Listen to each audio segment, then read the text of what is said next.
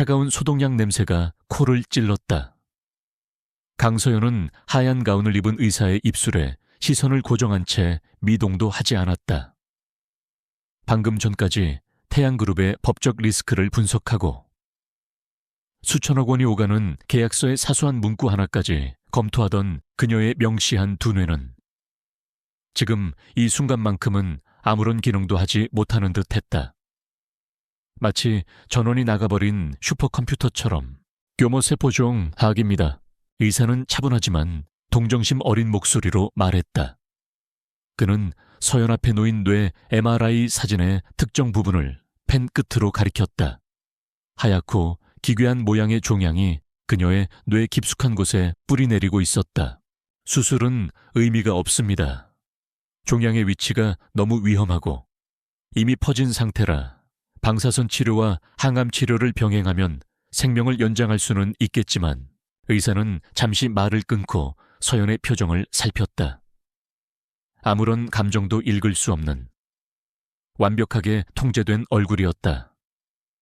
32해를 살아오면서 단 한 번도 타인에게 자신의 약점을 드러내 본 적 없는 여자. 그녀는 지금도 그랬다. 예상되는 기대 수명은 약 3개월입니다. 3개월, 그 단어가 서연의 귓가에 맴돌았다. 3년도, 30년도 아닌 고작 3개월. 계절이 한번 바뀌고 나면 자신은 이 세상에 존재하지 않을 것이라는 선고였다. 그녀는 태연하게 고개를 끄덕였다. 마치 다음 분기 실적 보고를 받는 것처럼. 알겠습니다. 자세한 설명 감사합니다. 그녀의 목소리는 평소와 같이 차분하고 흔들림이 없었다. 의사는 오히려 당황한 기색이었다. 보통 이런 상황에서는 울부짖거나 부정하거나 최소한의 인간적인 반응이라도 보이기 마련이었다. 하지만 강서연은 마치 자신과 상관없는 제3자의 이야기를 듣는 듯했다. 진료실을 나온 서연은 병원 복도를 기계적으로 걸었다. 수많은 사람들이 그녀를 스쳐 지나갔지만 그녀의 눈에는 아무것도 들어오지 않았다. 그녀의 머릿속은 텅 비어 있었다. 슬픔도, 분노도, 절망도 없었다. 그저 거대한 공허함이 그녀를 집어삼키고 있었다. 그녀는 지난 10년을 오직 성공만을 위해 달려왔다. 최고의 대학 법대를 수석으로 졸업하고 사법고시를 패스한 뒤 대한민국 최고 로펌의 스카우트 제의를 모두 거절하고 태양그룹 법무팀에 입사했다. 그녀의 목표는 단 하나. 태양그룹의 핵심이 되어 누구도 무시할 수 없는 권력을 손에 쥐는 것이었다. 그리고 그녀는 그 목표를 거의 이루었다. 최민호 회장의 절대적인 신임 아래 그녀는 그룹의 모든 비밀과 약점을 꿰뚫고 있는 유일한 인물이었다. 그녀의 말 한마디에 거대 프로젝트의 향방이 결정되었고 수많은 사람들의 운명이 바뀌었다. 그렇게 쌓아 올린 모든 것이 이제 와서는 무슨 의미가 있단 말인가. 3개월 후에는 모두 사라질 신기루일 뿐이었다. 서연은 병원 주차장에서 자신의 검은색 세단에 올라탔다. 목적지는 없었다. 그저 핸들을 잡고 무작정 도심을 달렸다. 화려한 넌사인, 빠르게 스쳐 지나가는 풍경들, 사람들의 웃음소리, 그 모든 것이 유리창 너머의 다른 세상 이야기처럼 느껴졌다. 그녀는 철저하게 고립되어 있었다. 얼마나 달렸을까? 차를 세운 곳은 한 번도 와본 적 없는 낯선 골목이었다. 차에서 내린 그녀의 눈에 낡은 간판 하나가 들어왔다. 오래된 미래, 작은 재즈바였다. 서연은 망설임 없이 그곳으로 걸어 들어갔다. 평생 이런 곳에 와본 적이 없었다. 그녀의 삶은 언제나 최고급 호텔에 스카이라운지나 회원제 바로 채워져 있었으니까 바 안은 어둡고 조용했다. 나이든 색소폰 연주자가 무대에서 감미로운 멜로디를 연주하고 있었고 몇몇 사람들이 조용히 술잔을 기울이고 있었다. 서연은 바텐더와 가장 멀리 떨어진 구석 자리에 앉았다. 무엇으로 드릴까요? 바텐더의 물음에 그녀는 잠시 생각에 잠겼다. 평소에는 와인이나 칵테일 한두 잔이 전부였다. 취하는 것을 극도로 싫어했기 때문이다. 흐트러진 모습을 보이는 것은 그녀의 완벽한 세계에서는 용납될 수 없는 일이었다. 가장 독한 걸로 주세요. 그녀의 입에서 나온 말은 스스로도 의외였다. 바텐더는 잠시 그녀를 쳐다보더니 말없이 위스키 한 잔을 따라 주었다. 호박색 액체가 담긴 잔을 받아든 서연은 단숨에 그것을 들이켰다. 불덩이가 식도를 타고 내려가는 것 같았다. 끔찍한 맛이었지만 이상하게도 정신이 드는 기분이었다. 그녀는 영어푸 술을 주문했다. 한 잔, 두 잔, 세 잔. 술이 들어갈수록 굳게 닫혀있던 감정의 댐에 균열이 가기 시작했다. 억울함, 분노, 허무함. 왜 하필 나인가? 나는 무엇을 위해 그토록 치열하게 살아왔는가? 눈물이 차오르려 했지만 그녀는 입술을 깨물며 필사적으로 참았다. 우는 것은 패배자들이나 하는 짓이었다. 그때였다. 옆자리에 누군가 앉는 기척이 느껴졌다. 여기 물 한 잔만 부탁합니다. 부드럽고 나직한 목소리였다. 서연은 무심코 고개를 돌려 옆을 쳐다보았다. 희미한 조명 아래 한 남자의 옆모습이 보였다. 하얀 셔츠에 단정한 면바지 차림. 화려하지는 않지만 깔끔하고 정돈된 모습이었다. 그는 바텐더가 건네준 물을 마시며 조용히 음악을 감상하고 있었다. 그 순간 서연의 머릿속에 충동적인 생각이 스쳤다. 미친 생각이었다. 그녀의 이성과 상식으로는 도저히 이해할 수 없는. 하지만 지금 그녀에게 남은 것은 아무것도 없었다. 잃을 것도, 두려워할 것도. 그녀는 자리에서 일어나 남자에게 다가갔다. 비틀거리는 몸을 겨우 가누며 그의 앞에 섰다. 남자는 의아한 표정으로 그녀를 올려다보았다. 나랑 잘래요. 서연의 입에서 나온 말은 질문이 아니었다. 통보에 가까웠다. 남자의 눈이 살짝 커졌다. 당황한 기색이 역력했지만 그는 이내 평정을 되찾았다. 그는 서연의 얼굴을 찬찬히 뜯어보았다. 값비싼 옷, 완벽하게 세팅된 머리, 흐트러짐 없는 화장. 하지만 그 모든 것 너머에 있는 깊은 절망과 위태로움을 그는 읽어냈다. 그리고 그녀의 눈동자에서 짙은 슬픔을 보았다. 그는 이지훈이었다. 이 병원, 저 병원을 떠돌며 응급수술을 도맡아 하는 실력 좋은 흉부외과 의사. 그는 오늘 밤에도 몇 시간에 걸친 대수술을 끝내고 지친 몸을 이끌고 이곳에 들른 참이었다. 그에게 이곳은 유일한 안식처였다. 술에 많이 취하신 것 같습니다. 지훈은 정중하게 거절 의사를 밝혔다. 하지만 서연은 물러서지 않았다. 그녀는 그의 팔을 붙잡았다. 가늘었지만 놀라울 정도로 강한 힘이었다. 상관없어요, 그냥. 오늘 밤만 아무것도 묻지 말고, 아무것도 기대하지 말고, 그냥 옆에 있어줘요. 그녀의 목소리가 미세하게 떨리고 있었다. 처음으로 드러낸 약한 모습이었다.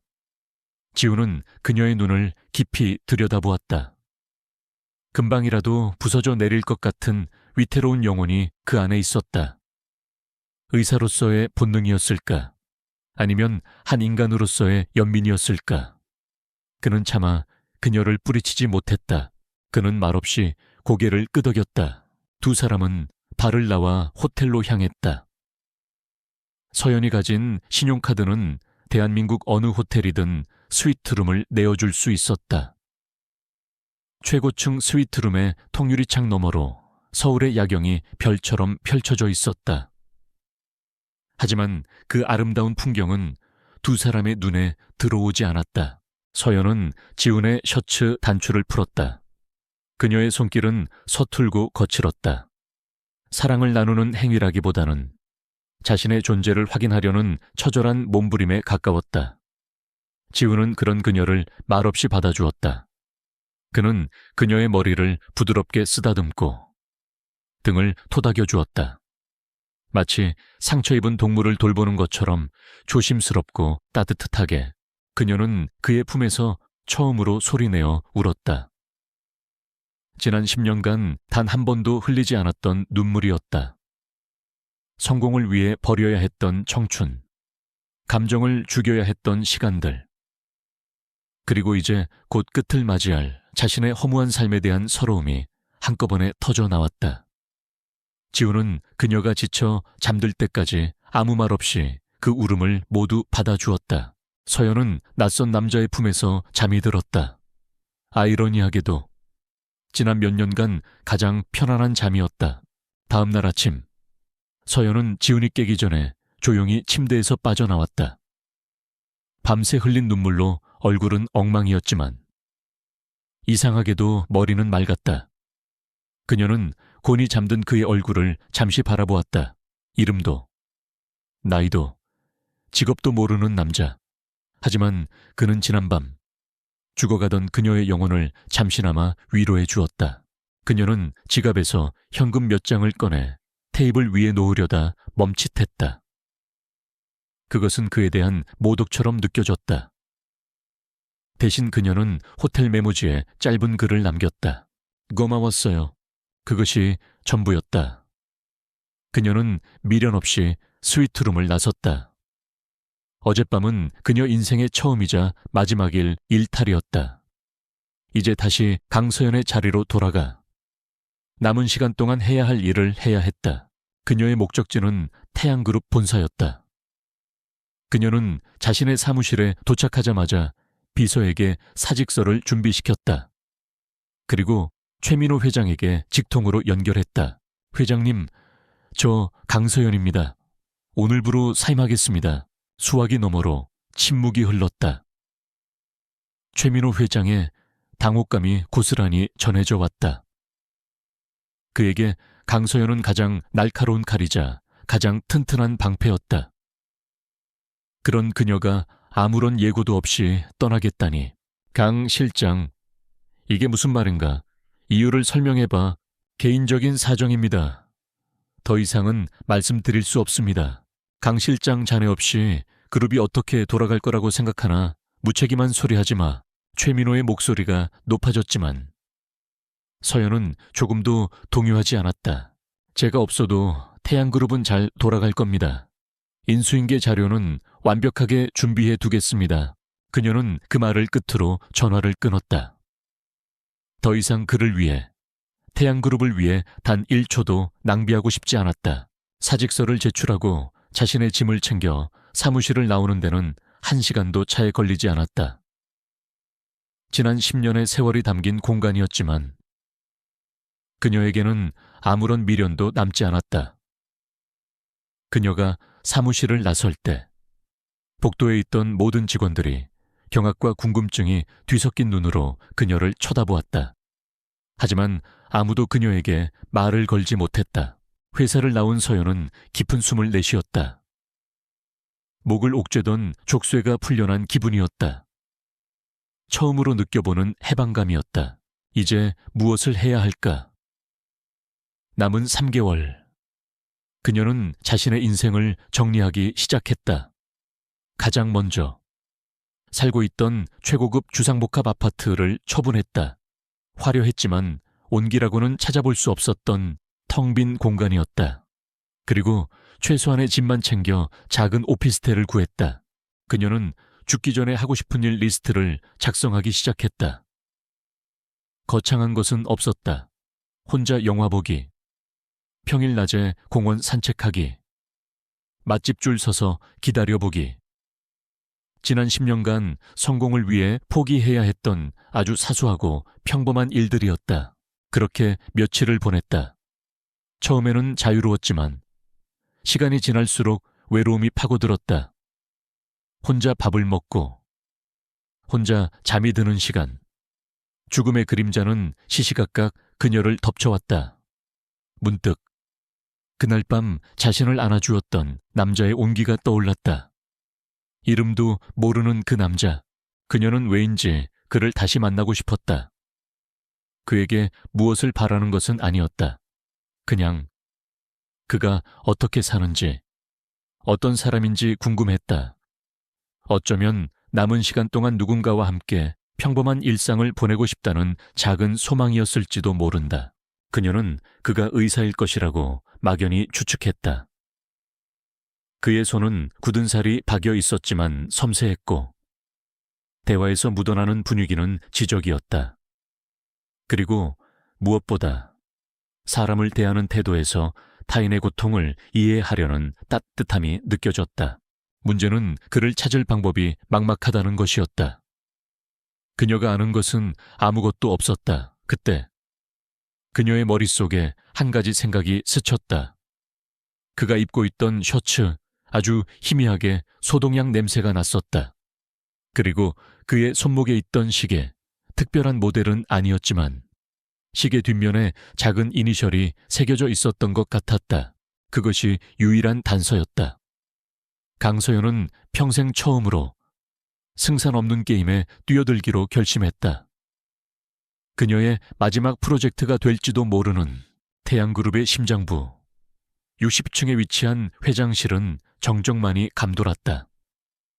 거대한 통유리창 너머로 서울 정영이 장난감처럼 펼쳐져 있었지만 최민호 회장의 눈에는 그 무엇도 들어오지 않았다. 그의 앞에는 방금 강서연이 비서를 통해 전달한 간결한 사직서 한 장이 놓여 있었다. 그의 손에 들린 값비싼 이탈리아제 만년필이 금방이라도 부러질 듯 위태롭게 떨렸다. 개인적인 사정이라 최민호는 콧방귀를 뀌었다. 강서연에게 개인적인 사정 따위는 존재하지 않았다. 그녀는 지난 10년간 태양그룹이라는 거대한 기계에 가장 핵심적인 부품으로 살아왔다. 스스로를 갈아 넣어 기계를 움직였고 그 대가로 막강한 권한과 부를 손에 넣었다. 그런 그녀가 갑자기 모든 것을 내던지고 떠난다 말이 되지 않았다. 최민호의 머릿속에서 수십 가지 시나리오가 그려졌다. 경쟁 그룹에서 그녀를 빼내려 하는 것인가? 아니면 자신이 모르는 약점이라도 잡힌 것인가? 그것도 아니면 그녀 스스로가 자신을 배신할 칼을 갈고 있는 것인가? 마지막 가능성에 이르자 그의 눈빛이 차갑게 빛났다. 강서연은 그룹의 모든 치부를 알고 있었다.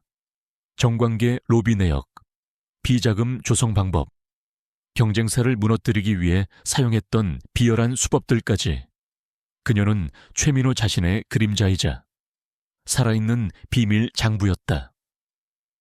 그런 그녀가 아무런 안전장치 없이 자신의 통제를 벗어나는 것은 상상할 수 없는 일이었다. 임비세요. 최민호의 나직한 부름에 문가의 그림자처럼 서 있던 중년의 남자가 다가왔다. 김 비서는 10수년간 최민호의 온갖 더러운 일을 처리해온 충복이었다. 강서연 실장, 뒤를 밟아 누구를 만나는지, 어디에 가는지, 심지어 편의점에서 껌 하나를 사더라도 전부 보고해. 그녀의 모든 것을 알아내. 24시간 감시 붙여. 알겠습니다. 회장님, 김 비서는 짧게 대답하고 소리 없이 회장실을 빠져나갔다. 최민호는 다시 창밖으로 시선을 돌렸다. 그의 눈에 비친 서울의 풍경은 이제 정복해야 할 사냥감처럼 보였다. 그는 강소연을 믿지 않았다. 아니, 그는 이 세상 누구도 믿지 않았다.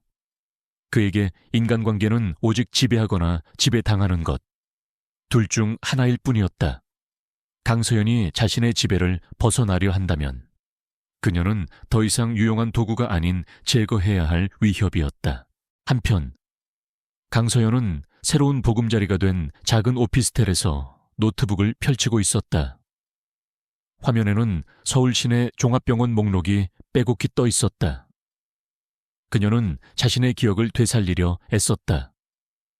그 남자의 손, 말투, 옷차림, 단서는 희박했지만 그녀는 포기하지 않았다.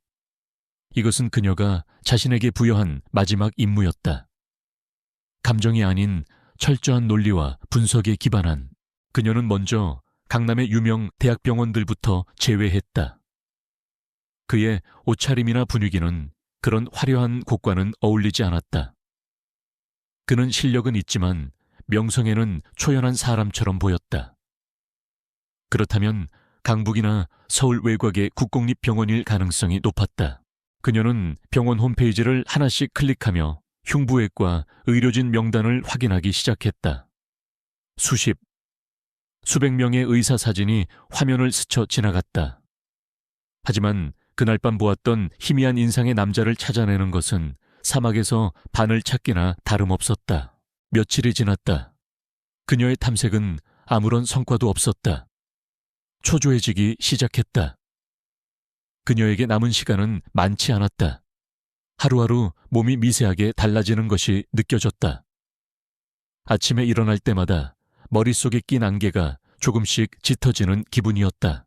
그녀는 잠시 노트북을 덮고 밖으로 나섰다. 평일 오후의 공원은 한산했다.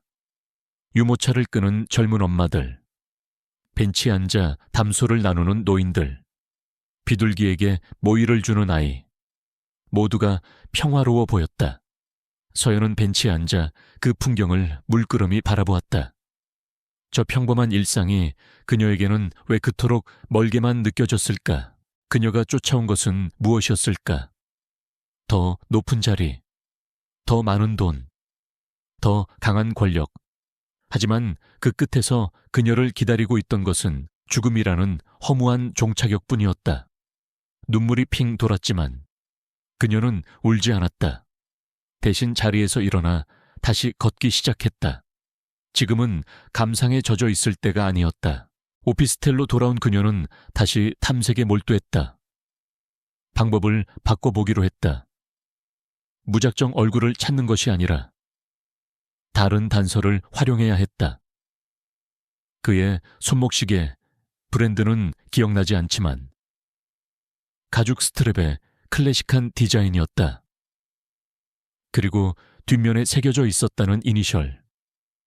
LJH였던가, LDH였던가. 기억이 희미했다. 그녀는 국내 시계 커뮤니티와 중고거래 사이트를 뒤지기 시작했다. 자신이 기억하는 디자인과 유사한 모델을 전부 검색했다. 수백 개의 게시물을 검토하던 중 그녀의 눈에 익숙한 디자인의 시계가 들어왔다. 한정판으로 출시된 국내 브랜드의 제품이었다. 그리고 그 게시물에 달린 댓글 하나.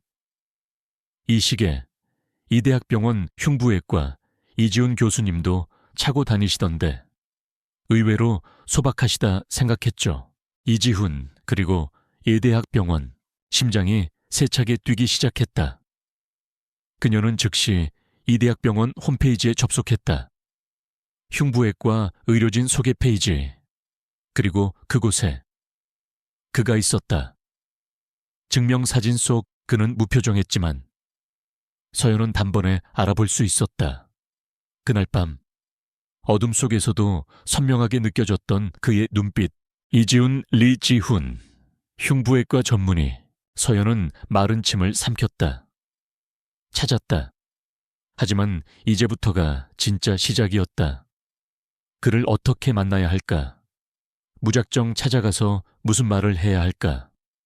그날 밤의 일을 언급해야 하나? 아니면 모르는 척 새로운 사람처럼 접근해야 하나? 수십 가지 시뮬레이션을 돌려보았지만 답은 나오지 않았다. 이런 종류의 문제에 그녀의 뛰어난 두뇌는 아무런 도움도 되지 못했다. 결국 그녀는 가장 단순하고 전공법을 택하기로 했다. 일단 가서 부딪혀보는 것.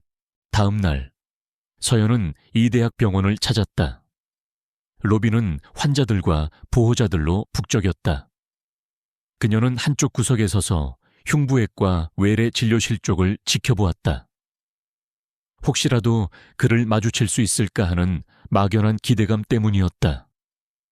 하지만 그는 보이지 않았다. 당연한 일이었다. 의사가 외래 진료 시간에 로비를 돌아다닐 리가 없었다. 시간만 흘러갔다. 그녀는 자신이 지금 뭘 하고 있는 건가 하는 자괴감에 빠졌다. 태양그룹의 강서연이라면 상상도 할 수 없는 비효율적이고 감정적인 행동이었다. 하지만 그녀는 발길을 돌릴 수가 없었다. 저녁이 가까워질 무렵 그녀는 병원 정문 옆 카페에 앉아 창밖을 내다보고 있었다.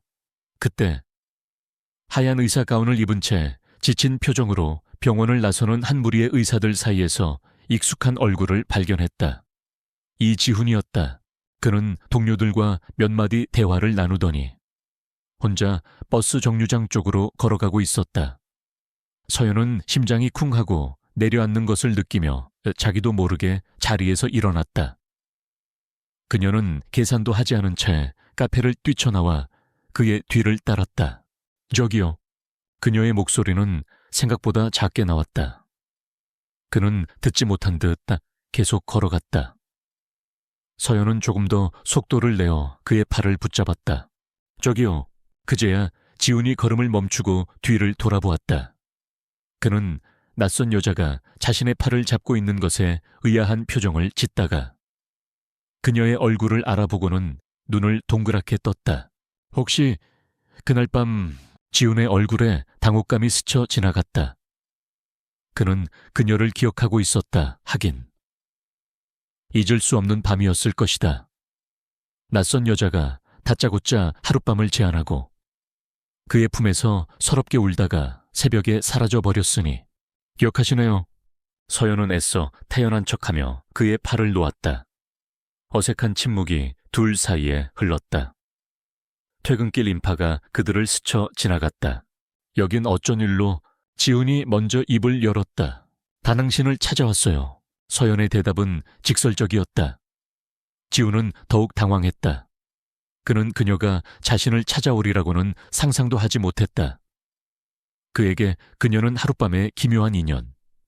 다시는 마주칠 일 없는 스쳐가는 사람이었다. 저를 왜요? 할 말이 있어서요. 혹시 지금 시간 괜찮으세요? 지훈은 잠시 망설였다.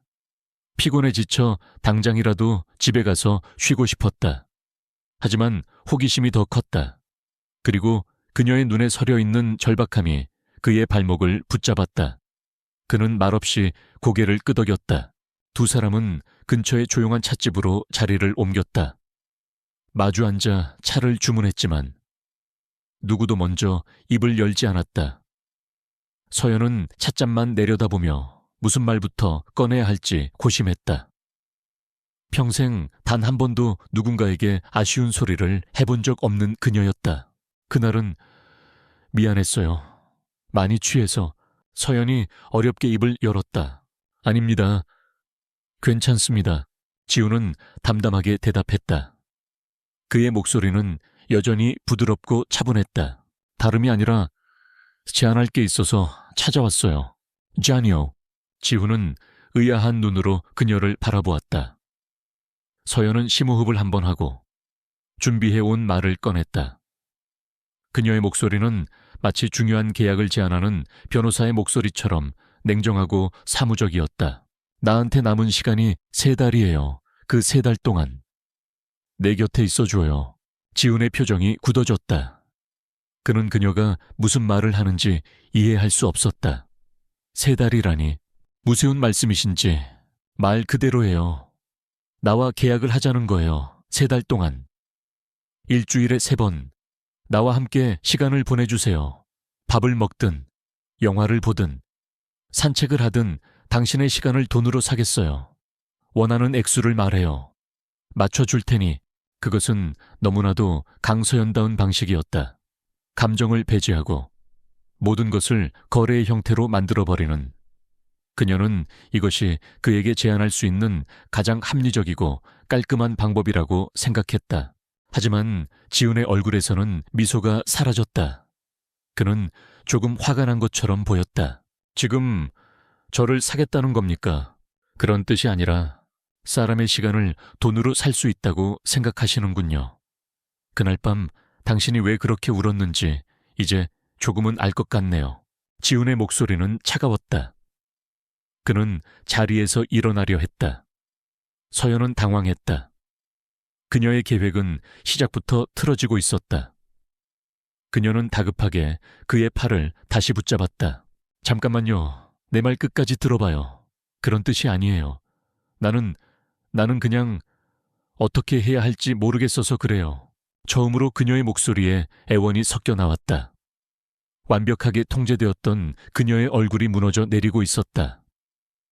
지우는 자리에서 일어나려던 몸을 멈추고 다시 그녀를 바라보았다.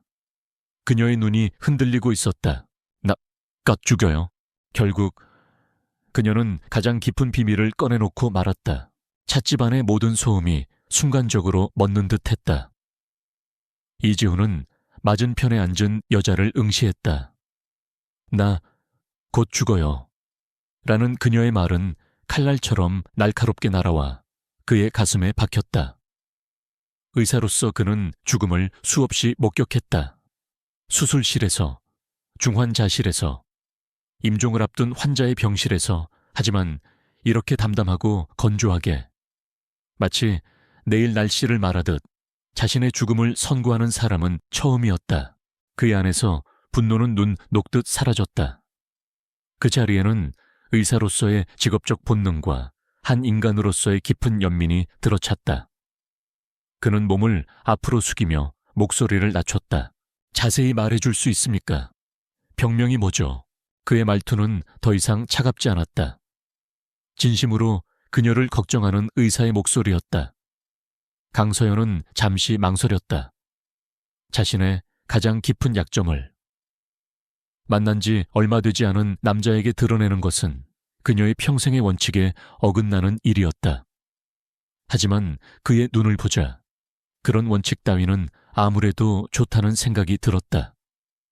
그의 눈에는 동정이 아닌 이해가 담겨 있었다. 교모세포종 4기, 기대 수명 3개월. 그녀는 진료실에서 들었던 말을 그대로 읊었다. 이지훈의 미간이 미세하게 좁혀졌다. 흉부외과 의사지만 그 역시 의학을 공부한 사람이었다. 교모세포종 4기가 무엇을 의미하는지, 3개월이라는 시간이 얼마나 절망적인 선고인지 그는 누구보다 잘 알고 있었다. 치료가 거의 불가능한 가장 악독한 뇌종양, 어느 병원에서 진단받았습니까? 다른 의사의 소견은 들어봤고요. 국내 최고라는 곳에서 최고라는 의사에게 진단받았어요. 의미 없는 일이에요. 서연은 고개를 저었다. 그녀의 목소리에는 체념이 깃들어 있었다. 지우는 더 이상 캐묻지 않았다. 그녀가 이미 충분한 의학적 검토를 거쳤을 것이라는 사실을 알 수 있었다. 그는 잠시 침묵에 잠겼다. 그녀가 왜 그토록 이상한 제안을 했는지, 왜 돈으로 그의 시간을 사려고 했는지, 그 모든 조각들이 이제야 맞춰지고 있었다. 그녀는 사랑이나 연애를 원했던 것이 아니었다.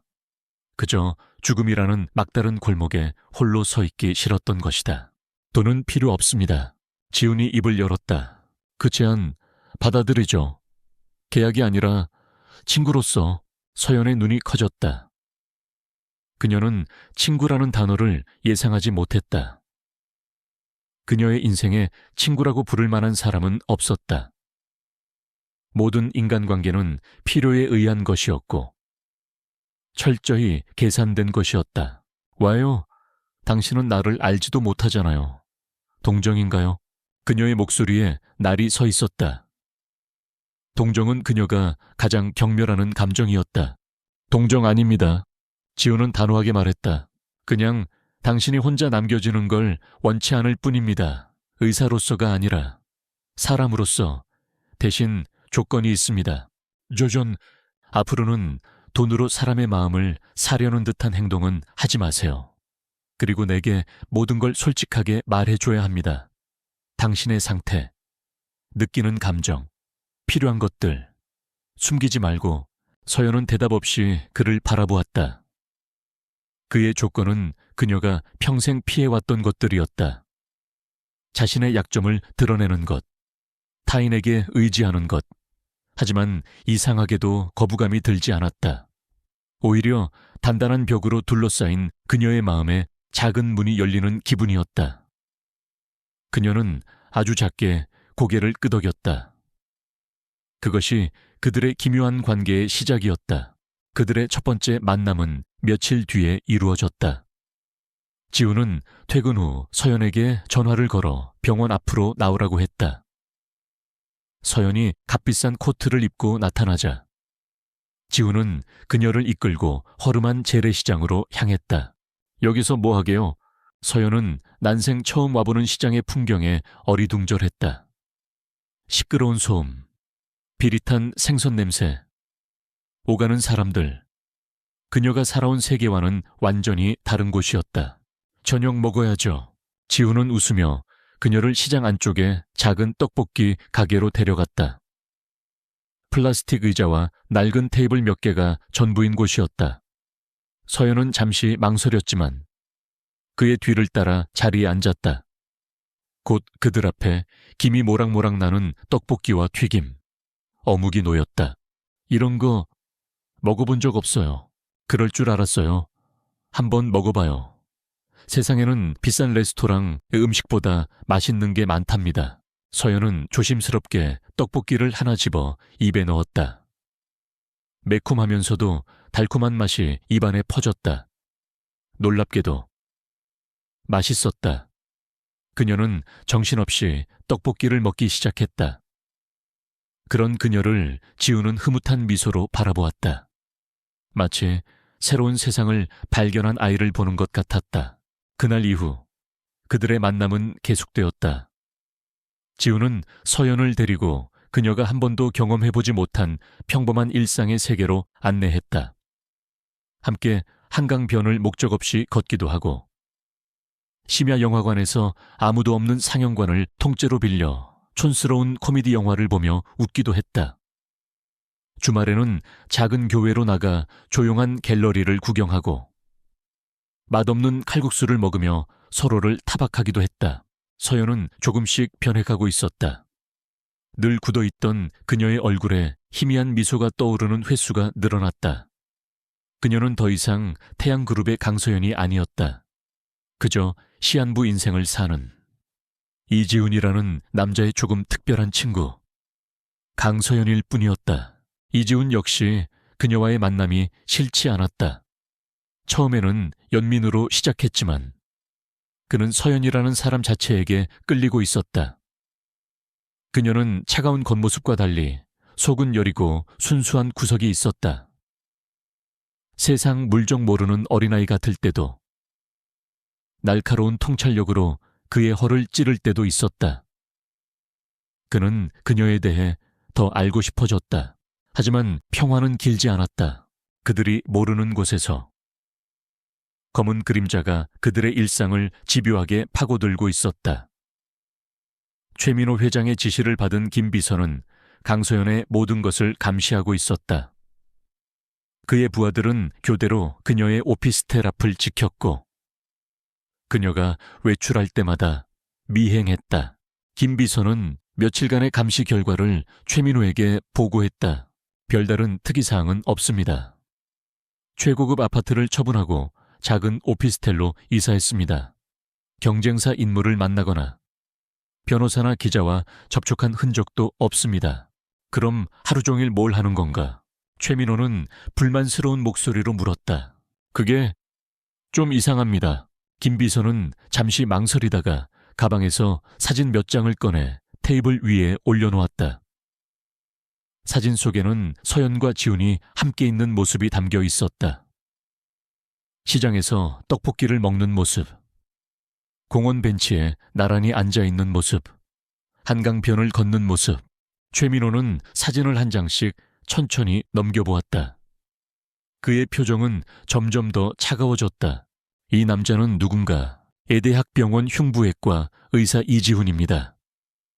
특별한 배경은 없습니다. 평범한 의사일 뿐입니다. 평범한 의사라. 최민호는 코웃음을 쳤다.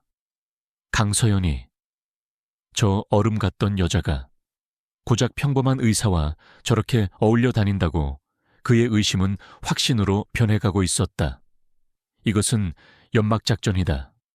자신의 감시를 피하기 위한 위장술이다. 저 의사라는 놈을 방패막이 삼아 뒤로는 무슨 꿍꿍이를 꾸미고 있는 것이 틀림없었다. 대어 바짝 붙어 저 남자 뒤도 가족관계.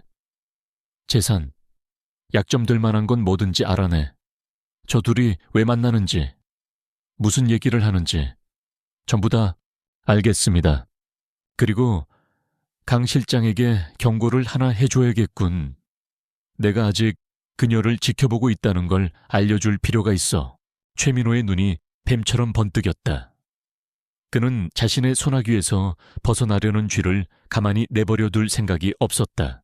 그날 저녁, 서연과 지우는 남산 타워에 있었다. 서울의 야경이 발 아래로 펼쳐졌다. 수많은 불빛들이 마치 보석처럼 반짝였다. 예쁘네요. 서연이 난간에 기댄 채 나지막이 말했다. 서울에 10년을 살면서 여기는 처음 와봤어요. 늘 저 아래 어디선가 야근을 하고 있었는데 그녀의 목소리에는 씁쓸함이 묻어 있었다. 지우는 말없이 그녀의 옆에 서서 같은 곳을 바라보았다. 후회돼요. 지훈이 조심스럽게 물었다. 아니요. 서연은 고개를 저었다. 후회는 안 해요. 그게 그때의 나에게는 최선이었으니까. 다만 조금 아쉬울 뿐이에요. 이렇게 예쁜 걸 너무 늦게 알았다는 게 그 순간 서연의 휴대폰이 울렸다. 발신자 표시 제한 번호였다. 그녀는 잠시 망설이다 전화를 받았다. 여보세요. 수화기 너머에서는 아무 소리도 들리지 않았다. 그저 누군가의 숨소리만 희미하게 들려왔다. 불길한 예감이 그녀의 등골을 스쳤다. 누구세요? 그때 수화기 너머에서 나직한 목소리가 들려왔다. 남산 야경이 멋지군요. 강 실장, 새로 사귄 친구와는 즐거운 시간 보내고 있습니까? 서연의 심장이 얼어붙었다. 김 비서의 목소리였다. 몸 조심하는 게 좋을 겁니다. 밤길은 위험하니까.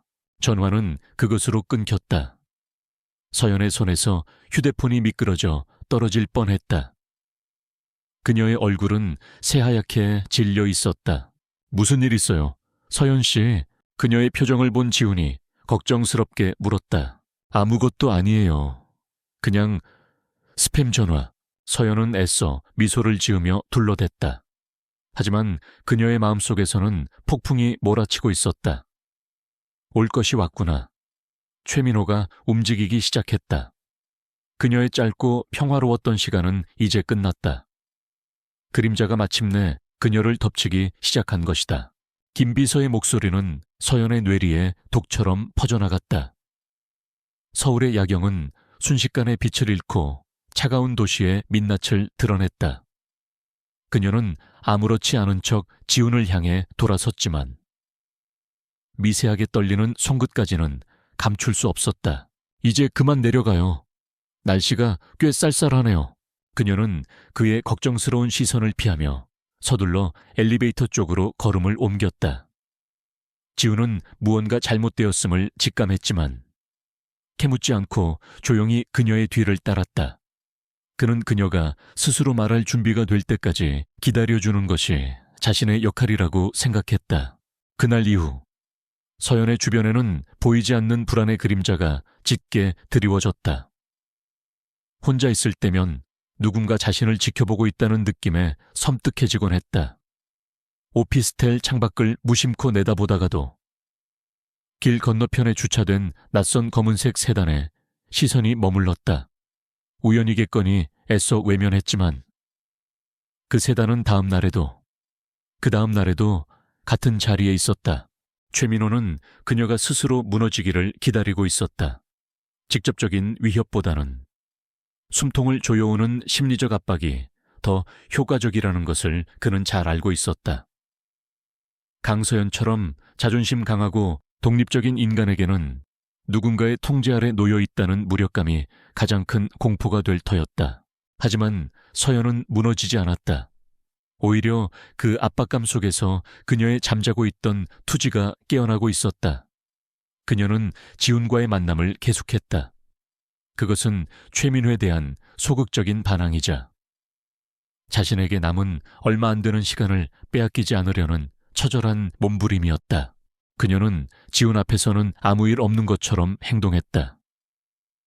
그의 앞에서는 그저 남은 생을 즐기고 싶은 평범한 시한부 환자이고 싶었다.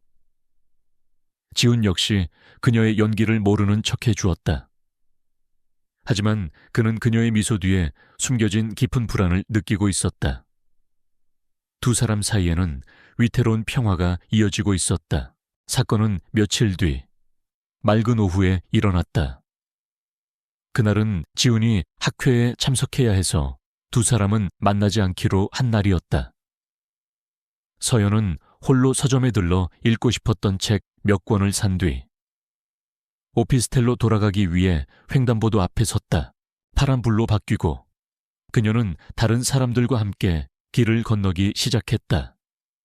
그때였다. 굉음과 함께 검은색 덤프트럭 한 대가 신호를 무시한 채 그녀를 향해 돌진해왔다. 주변 사람들의 비명소리, 급정거하는 차들의 타이어 마찰음이 뒤섞여 아수라장이 되었다. 서연의 머릿속은 하얗게 비었다. 몸이 굳어 피할 생각조차 하지 못했다. 거대한 트럭의 전조등이 그녀의 눈앞에서 폭발하듯 커졌다. 이렇게 끝나는 건가? 체념의 순간. 누군가 그녀의 허리를 강하게 끌어당겼다. 위험해. 그녀는 길가로 나뒹굴었다. 덤프트럭은 그녀가 서 있던 자리를 불과 몇 센티미터 차이로 스쳐 지나가며 굉음을 울리며 사라졌다.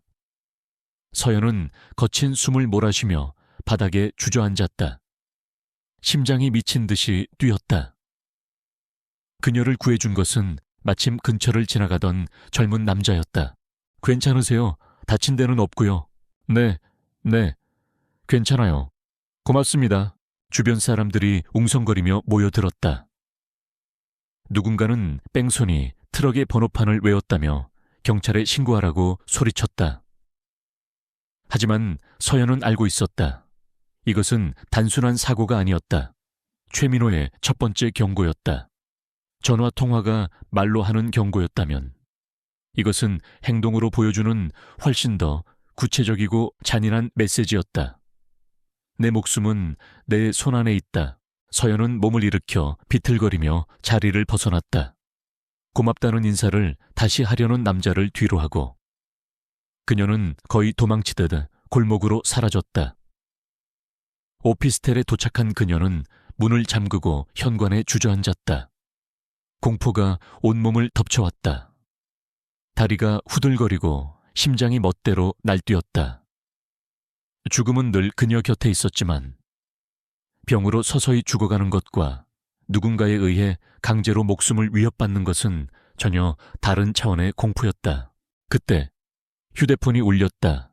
지훈이었다. 학회가 생각보다 일찍 끝났다며 저녁이나 같이 하자는 연락이었다. 서연은 떨리는 손으로 전화를 받았다. 여보세요? 서연 씨. 목소리가 왜 그래요? 무슨 일 있어요? 그녀의 목소리만 듣고도 지훈은 이상을 눈치챘다. 아니요. 아무 일 없어요. 그냥 좀 피곤해서. 거짓말하지 말아요. 지금 어디예요? 내가 그쪽으로 갈게요. 지훈의 목소리는 단호했다. 서연은 그를 걱정시키고 싶지 않았지만 지금은 누군가가 절실히 필요했다. 혼자서는 이 공포를 감당할 수 없을 것 같았다. 얼마 지나지 않아 지훈이 그녀의 오피스텔에 도착했다. 초인종 소리에 문을 연 서연의 얼굴을 본 순간 그는 모든 것을 알 수 있었다. 그녀의 얼굴은 종이처럼 하얗게 질려 있었고 눈동자는 공포로 흔들리고 있었다. 무슨 일 있었죠? 말해봐요. 지훈은 그녀의 어깨를 붙잡고 집 안으로 들어섰다. 서연은 더 이상 숨길 수 없다는 것을 깨달았다. 그녀는 결국 낮에 있었던 일을 털어놓았다.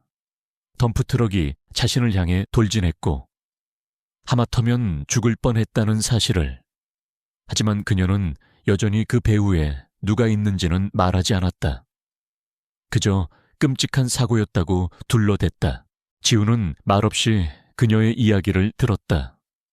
그의 표정은 점점 더 굳어졌다. 그가 바보가 아닌 이상 남산에서의 의심스러운 전화와 오늘의 트럭 사고가 아무런 관련이 없다고 생각할 리 없었다. 이것은 명백한 의도된 위협이었다. 누구죠? 지훈이 조용히 물었다. 네. 당신을 위협하는 사람이 누구냐고 묻고 있습니다. 서연은 그의 시선을 피했다. 그런 사람 없어요. 그냥 불운한 사고였을 뿐이에요. 강서연 씨, 지훈이 그녀의 이름을 불렀다. 그의 목소리는 낮고 엄격했다. 나를 바보로 만들지 마세요. 당신은 지금 누군가에게 쫓기고 있어요. 그리고 그걸 내게 숨기고 있고요. 왜 말해주지 않는 겁니까? 내가 그렇게 못 믿었습니까? 그런 게 아니에요. 서연은 소리쳤다.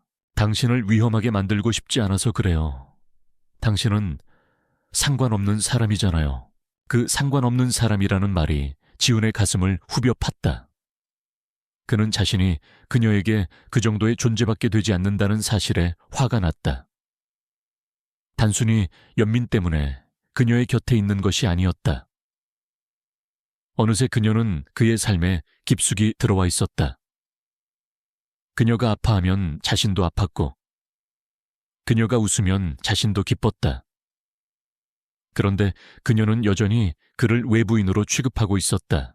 상관없는 사람이라고요. 당신이 죽을 뻔했는데 그게 나랑 상관없는 일이라고요. 지훈의 목소리가 높아졌다. 그는 이렇게 화를 내본 적이 거의 없었다. 내가 의사라서 이러는 것 같습니까? 환자에 대한 의무가 많이요. 나는 지금 당신을 걱정하고 있어요. 강서연이라는 한 사람을.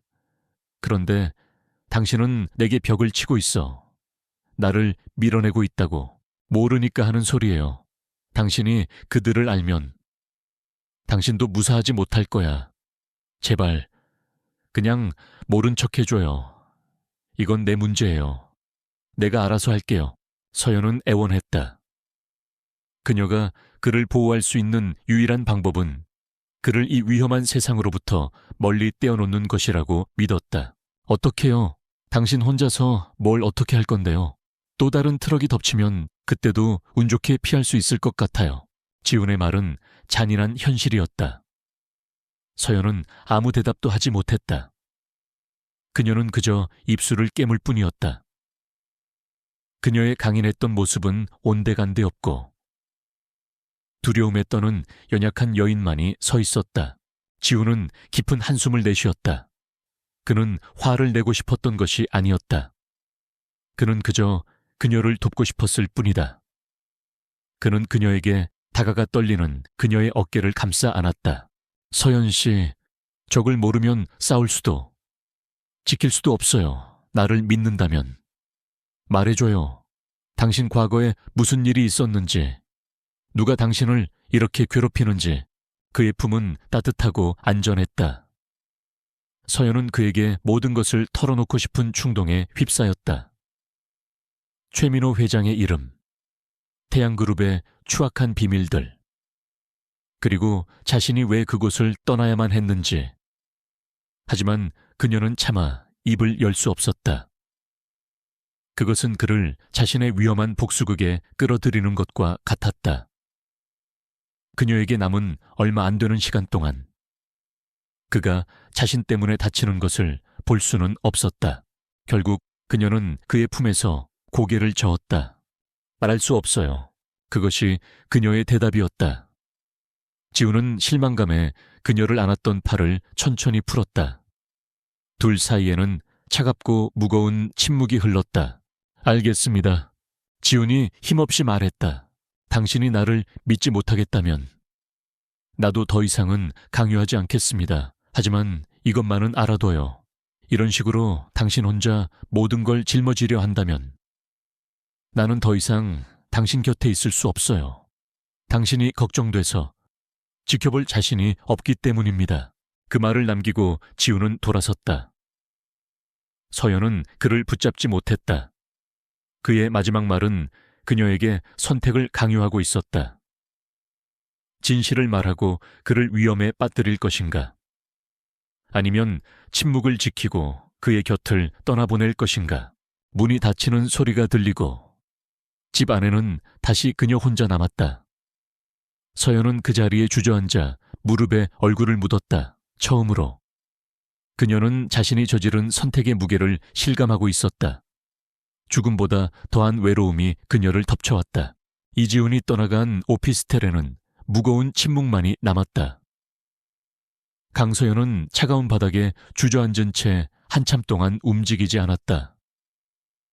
그의 마지막 말은 비수처럼 그녀의 마음에 박혀 있었다. 나는 더 이상 당신 곁에 있을 수 없어요. 외로움이 뼛속까지 스며드는 것 같았다. 그녀는 지난 몇 주간의 시간을 되돌아보았다. 태어나서 처음으로 누군가에게 마음을 열고 평범한 행복을 맛보았다.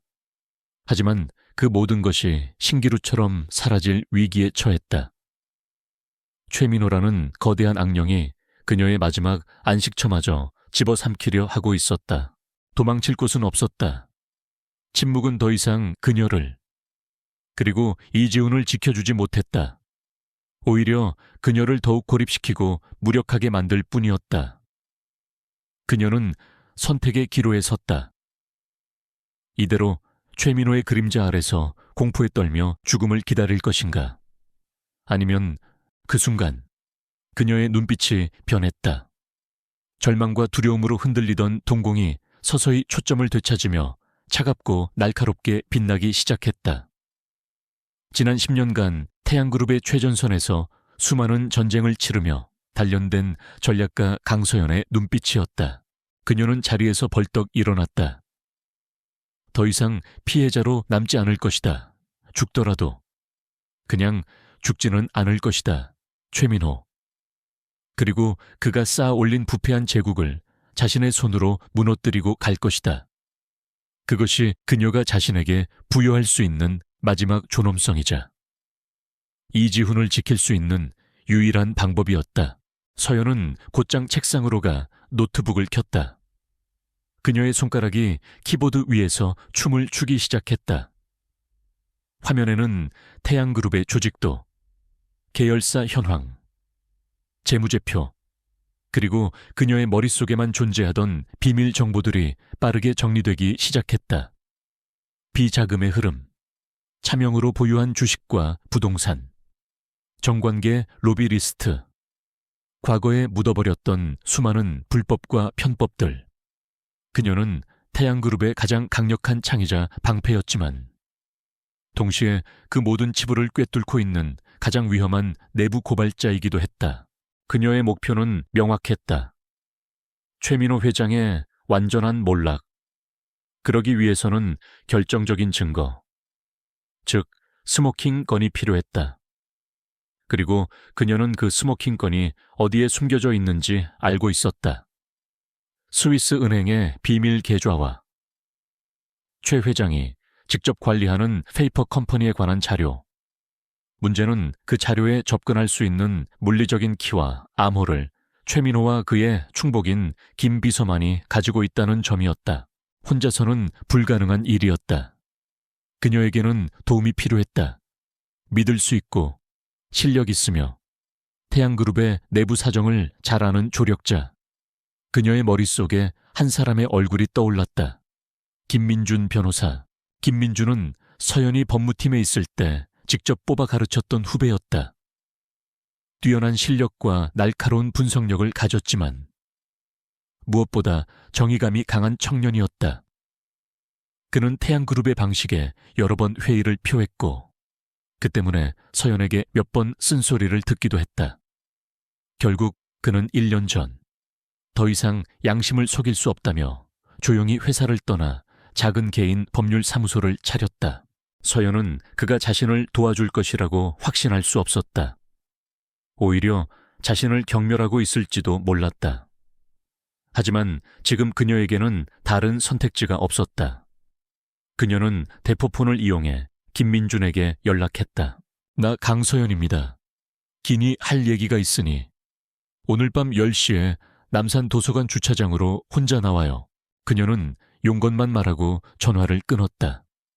김민준이 나올지 안 나올지는 미지수였다. 하지만 그녀는 그가 나올 것이라고 믿었다.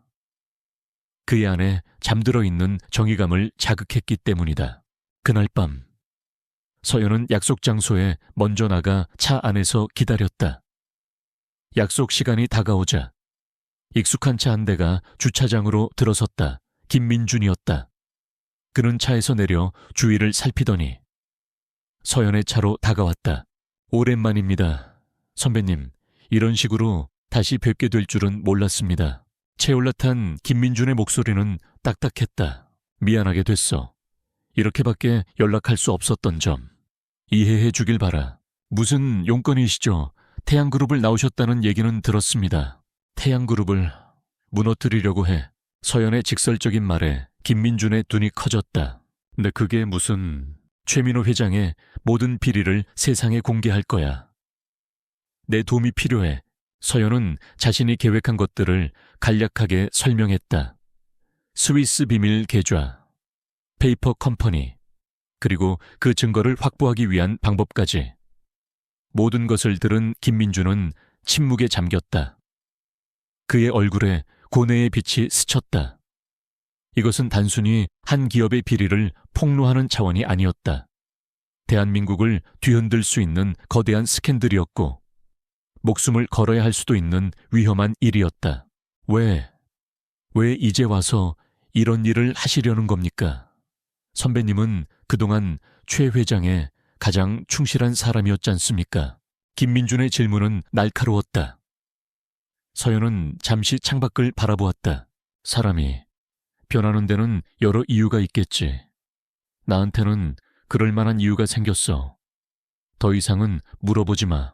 그녀는 자신의 병에 대해서는 말하지 않았다. 동정심으로 그의 도움을 얻고 싶지는 않았다. 성공하면 너는 대한민국에서 가장 유명한 공익 변호사가 될 거야. 실패하면 우리는 같이 사라지겠지. 선택은 내 몫이야. 김민준은 한참 동안 말이 없었다. 서연은 초조하게 그의 대답을 기다렸다. 마침내 그가 입을 열었다. 제가 뭘 하면 되겠습니까?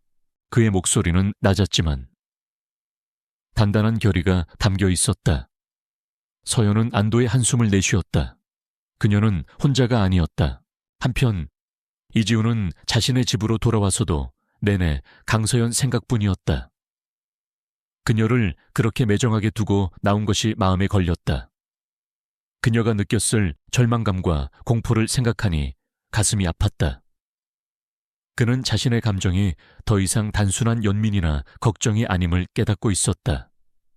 그는 그녀를 사랑하게 된 것 같았다. 다음 날, 그는 병원에 휴가를 냈다. 그리고 망설임 없이 그녀의 오피스텔로 차를 몰았다. 사과하고 싶었다. 무슨 일이 있든 그녀의 곁을 지켜주겠다고 말하고 싶었다. 오피스텔 앞에 도착한 그는 초인종을 눌렀다. 아무런 대답이 없었다. 몇 번을 더 눌렀지만 마찬가지였다. 불안한 마음에 그는 문 손잡이를 돌려보았다. 문이 잠겨 있지 않았다. 서연 씨, 그는 조심스럽게 안으로 들어갔다. 집 안은 어두웠고 정적이 흘렀다. 거실 바닥에 그녀가 쓰러져 있었다. 서연 씨, 정신 차려요. 그는 달려가 그녀를 부축했다. 그녀의 몸은 불덩이처럼 뜨거웠고 식은땀으로 흠뻑 젖어 있었다. 의식이 거의 없는 상태로 고통스러운 신음을 내뱉고 있었다. 그녀의 책상 위에는 수많은 자료와 약봉지들이 널려 있었다. 지우는 약봉지를 집어들었다. 강력한 진통제와 뇌압을 낮추는 약이었다. 그녀의 상태가 생각보다 훨씬 심각하다는 것을 알 수 있었다. 그는 즉시 119에 신고하고 응급처치를 하며 구급차가 오기를 기다렸다. 그는 그녀를 안아들고 창백한 그녀의 얼굴을 내려다보았다. 늘 강하고 빈틈없어 보이던 그녀의 너무나도 연약한 모습에 가슴이 미어지는 것 같았다. 응급실로 실려간 서연은 각종 검사를 받았다. 지우는 의사라는 신분을 이용해 그녀의 담당의를 만나 상태를 직접 확인했다. 그리고 그는 보았다.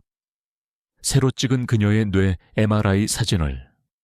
몇 주 전보다 종양은 더 커져 있었고 뇌의 중요 부분을 압박하고 있었다.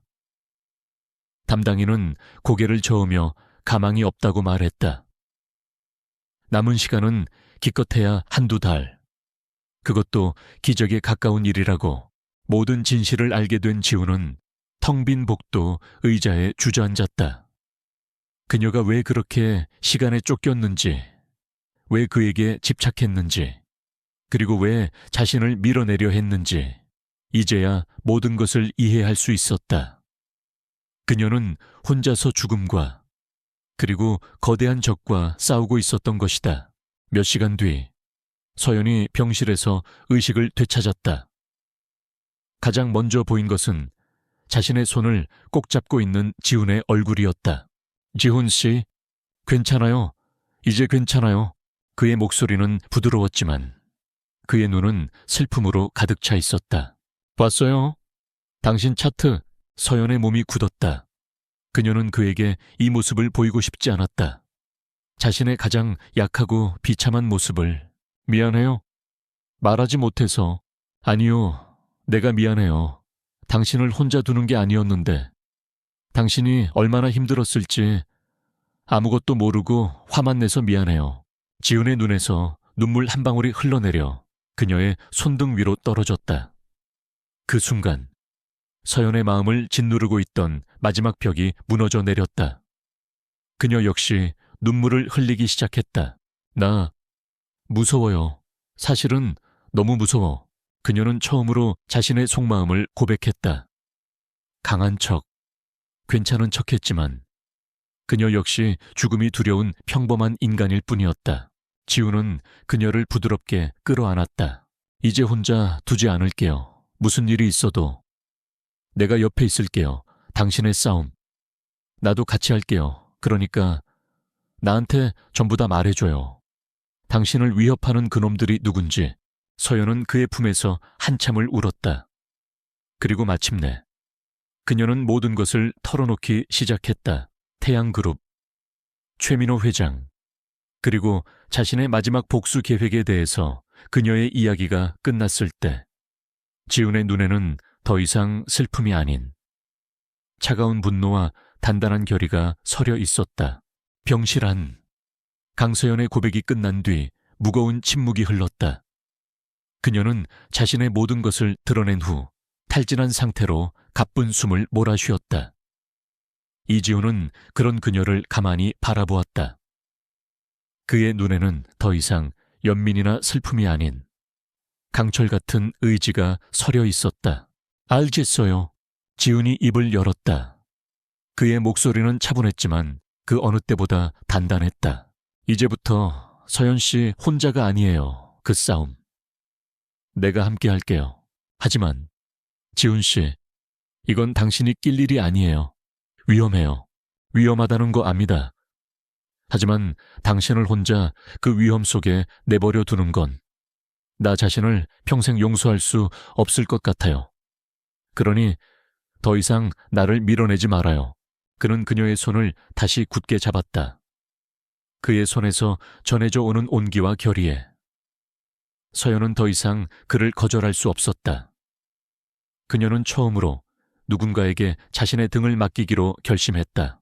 다음 날 서연은 퇴원 수속을 밟았다. 지우는 그녀가 오피스텔로 돌아가는 것을 만류하고 자신의 집으로 데려갔다. 혼자 두는 것이 불안하다는 이유였다.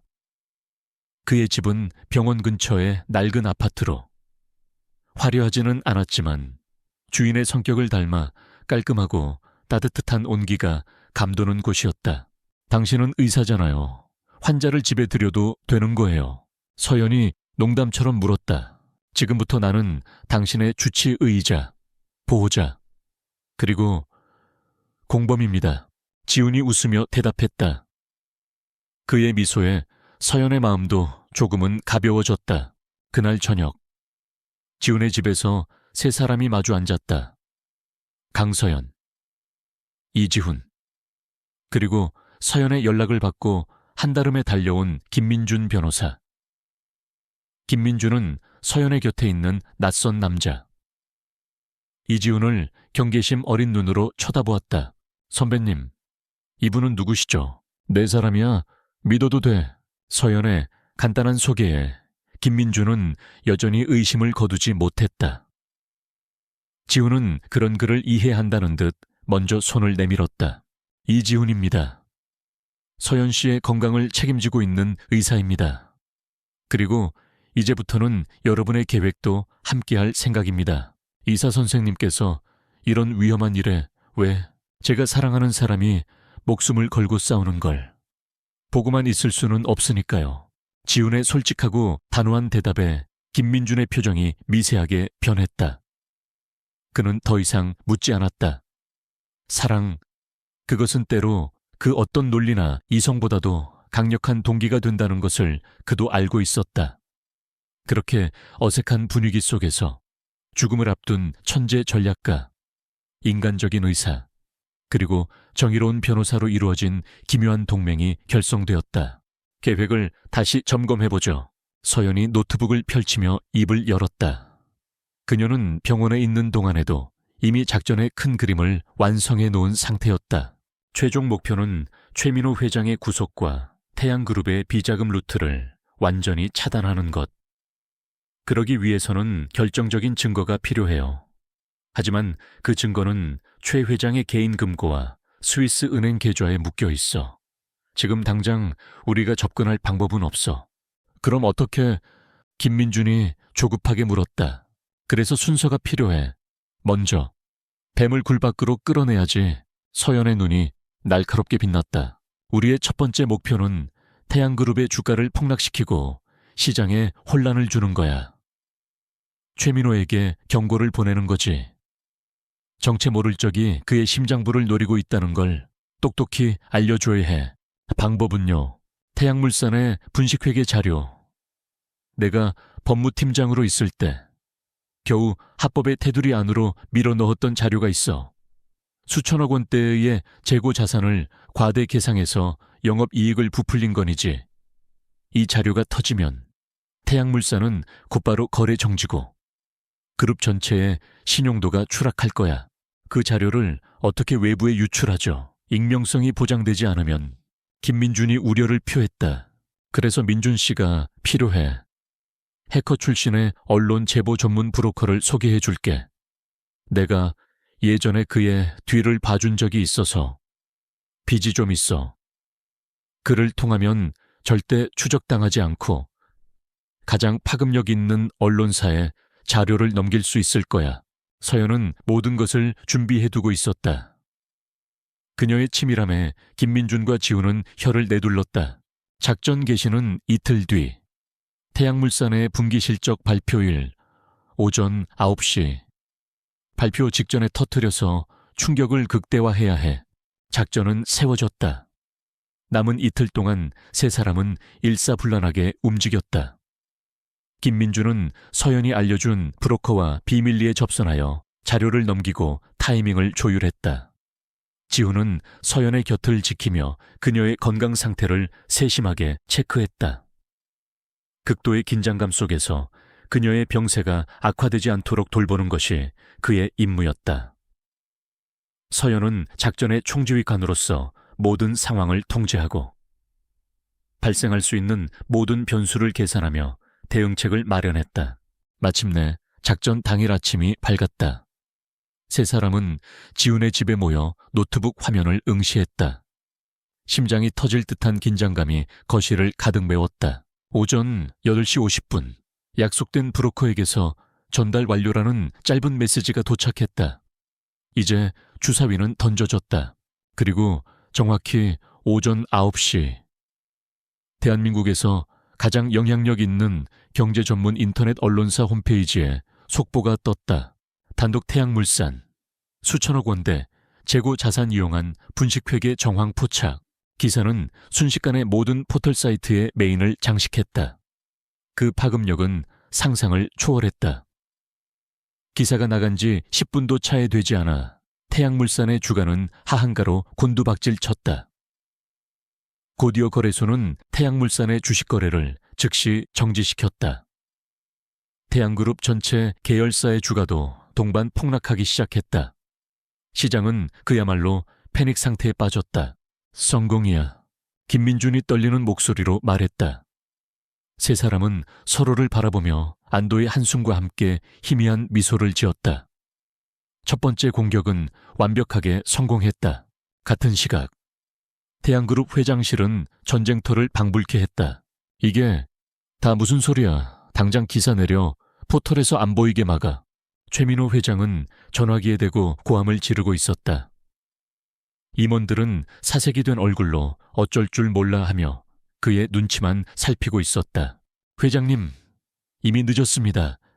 금융감독원에서 조사가 착수되었다는 연락이 왔습니다. 김 비서의 보고에 최민호는 전화기를 집어 던졌다. 전화기가 벽에 부딪혀 산산조각이 났다. 누구야? 어떤 놈이야? 그는 분노로 씩씩거렸다. 단순한 내부 고발이 아니었다. 타이밍, 유출된 자료의 정확성, 언론사를 이용하는 방식까지. 이것은 태양그룹의 시스템을 완벽하게 이해하고 있는 자의 소행이었다. 그의 머릿속에 한 사람의 얼굴이 떠올랐다. 강서연. 그 계집의 짓이 분명해. 최민호의 눈에 살기가 번뜩였다. 그는 쥐새끼 한 마리가 자신의 제국을 뒤흔들고 있다는 사실에 참을 수 없는 모욕감을 느꼈다. 김 비서, 아이니 회장님, 당장 그 여자 찾아내. 의사놈이랑 같이 있겠지. 이제 경고 따위는 필요 없어. 무슨 수를 써서라도 잡아들여. 무슨 뜻인지 알겠나? 알겠습니다. 김 비서는 말없이 고개를 숙였다. 무슨 수를 써서라도 라는 말의 의미는 명확했다. 이제 합법과 불법의 경계는 사라졌다. 지훈의 집. 세 사람은 작은 승리를 자축할 새도 없이 곧 닥쳐올 후폭풍을 준비하고 있었다.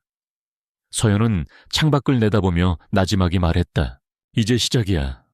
최민호는 곧 미친 개처럼 날뛰기 시작할 거야. 그녀의 말처럼. 그들의 싸움은 이제 막 1라운드를 끝냈을 뿐이었다. 훨씬 더 위험하고 잔혹한 2라운드가 그들을 기다리고 있었다.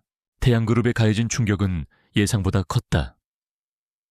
금융감독원의 강도 높은 조사가 시작되었고 언론은 연일 의혹을 제기하며 최민호 회장을 압박했다. 하지만 최민호는 호락호락하게 무너질 인물이 아니었다. 그는 수십 년간 정관계와 언론계에 뿌려놓은 거미줄을 이용해 방어막을 치기 시작했다. 조사는 지지부진해졌고 언론의 관심은 새로운 자극적인 사건들로 옮겨갔다. 최민호는 방어에만 그치지 않았다. 그는 곧바로 잔혹한 방역을 개시했다. 그의 첫 번째 타겟은 강서연이 아닌 이지훈이었다. 그는 뱀처럼 교활했다. 나무를 쓰러뜨리려면 그 뿌리부터 흔들어야 한다는 것을 그는 알고 있었다. 이지훈은 강서연의 뿌리였다. 그녀를 지탱하는 유일한 버팀목. 며칠 뒤 이지훈이 근무하는 이대학병원에 익명의 투서가 접수되었다. 이지훈이 과거에 의료사고를 냈으며 그것을 병원 측과 결탁하여 은폐했다는 내용이었다. 그것은 명백한 거짓이었다. 하지만 투서의 내용은 매우 구체적이고 교묘해서 병원 감사팀은 조사를 시작하지 않을 수 없었다. 이지훈 선생, 미안하게 됐네. 상부에서 내려온 지시라 어쩔 수가 없어. 조사가 끝날 때까지 수술은 물론이고 모든 진료 업무에서 손을 떼고 대기하게 병원장이 난처한 얼굴로 그에게 통보했다. 병원 내에서 그의 실력과 인품을 의심하는 사람은 아무도 없었지만 태양그룹에 보이지 않는 압력 앞에서 병원은 무력했다. 순식간에 그는 동료들의 동정과 의심이 뒤섞인 시선을 받는 문제의사로 전락했다. 괜찮아요. 집으로 돌아온 지훈에게 서연이 걱정스럽게 물었다. 그녀는 모든 것이 자신 때문에 벌어진 일이라는 것을 알고 있었다. 괜찮을 리가요. 지훈은 쓴웃음을 지으며 대답했다. 하지만 예상했던 일입니다. 이 정도로 물러설 거였으면 시작도 안 했어요. 오히려 잘 됐네요. 휴가가 길어졌다고 생각하고 당신한테 더 집중할 수 있으니까. 그는 애써 태연한 척했지만 서연은 그의 눈에 서린 깊은 좌절감과 분노를 읽을 수 있었다. 그에게 의사라는 직업은 단순한 밥벌이가 아니라 그의 삶 자체였다. 최민호는 지금 그의 삶을 송두리째 부정하고 있는 것이었다. 서연은 입술을 깨물었다. 미안함과 분노가 뒤섞여 심장이 아파왔다. 최민호의 공격은 거기서 그치지 않았다. 그는 김민준 변호사에게도 압력을 가하기 시작했다. 갑작스러운 세무조사가 그의 작은 사무실을 덮쳤고, 과거에 그가 맡았던 사건의 의뢰인들이 갑자기 고소장을 제출하기 시작했다. 모두 태양그룹이 뒤에서 조종하는 일이었다. 김민준은 하루하루 버텨내는 것이 고역이었다. 동시에 강서연에 대한 감시와 압박은 더욱 노골적이고 폭력적으로 변해갔다. 지훈의 아파트 주변에는 검은 양복을 입은 남자들이 대놓고 진을 치고 있었다. 그들은 아무것도 하지 않았지만 그 존재만으로도 엄청난 위협이었다. 밤에는 몇 번이나 현관문 도어락을 열려고 시도하는 소리가 들렸고, 외출할 때면 어깨를 부딪히며 지나가거나 살기 어린 눈으로 쏘아보는 일이 다반사였다. 그들은 완벽하게 고립되고 있었다. 세상으로부터. 그리고 평범한 일상으로부터. 극심한 스트레스는 서연의 몸을 좀먹기 시작했다. 뇌종양이 그녀의 뇌를 압박하면서 끔찍한 두통이 예고 없이 찾아왔다. 망치로 머리를 내리치는 듯한 고통에 그녀는 비명도 지르지 못하고 쓰러지곤 했다. 시야가 흐려지고 짧은 순간 기억을 잃는 일도 잦아졌다. 그럴 때마다 지훈은 그녀의 곁을 지켰다. 그는 의사로서 그녀에게 해줄 수 있는 모든 것을 했다. 진통제를 주사하고 차가운 수건으로 그녀의 이마를 닦아주며 고통이 지나갈 때까지 그녀의 손을 잡아주었다.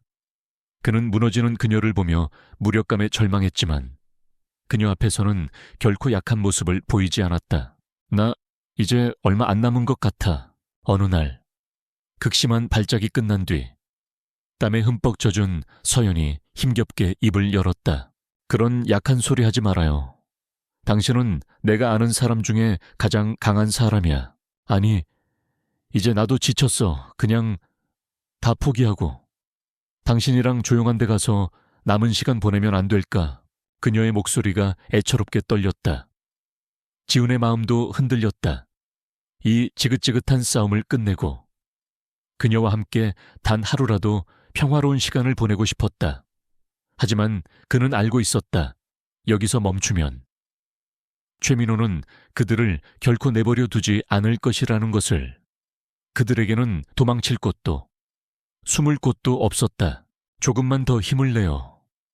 서연 씨, 우리가 이 싸움을 시작한 이유를 잊으면 안 돼. 여기서 무너지면 우리는 모든 걸 잃는 거야. 지훈은 그녀를 다독였다. 그의 말에 서연은 흐려지는 의식을 가까스로 다잡았다.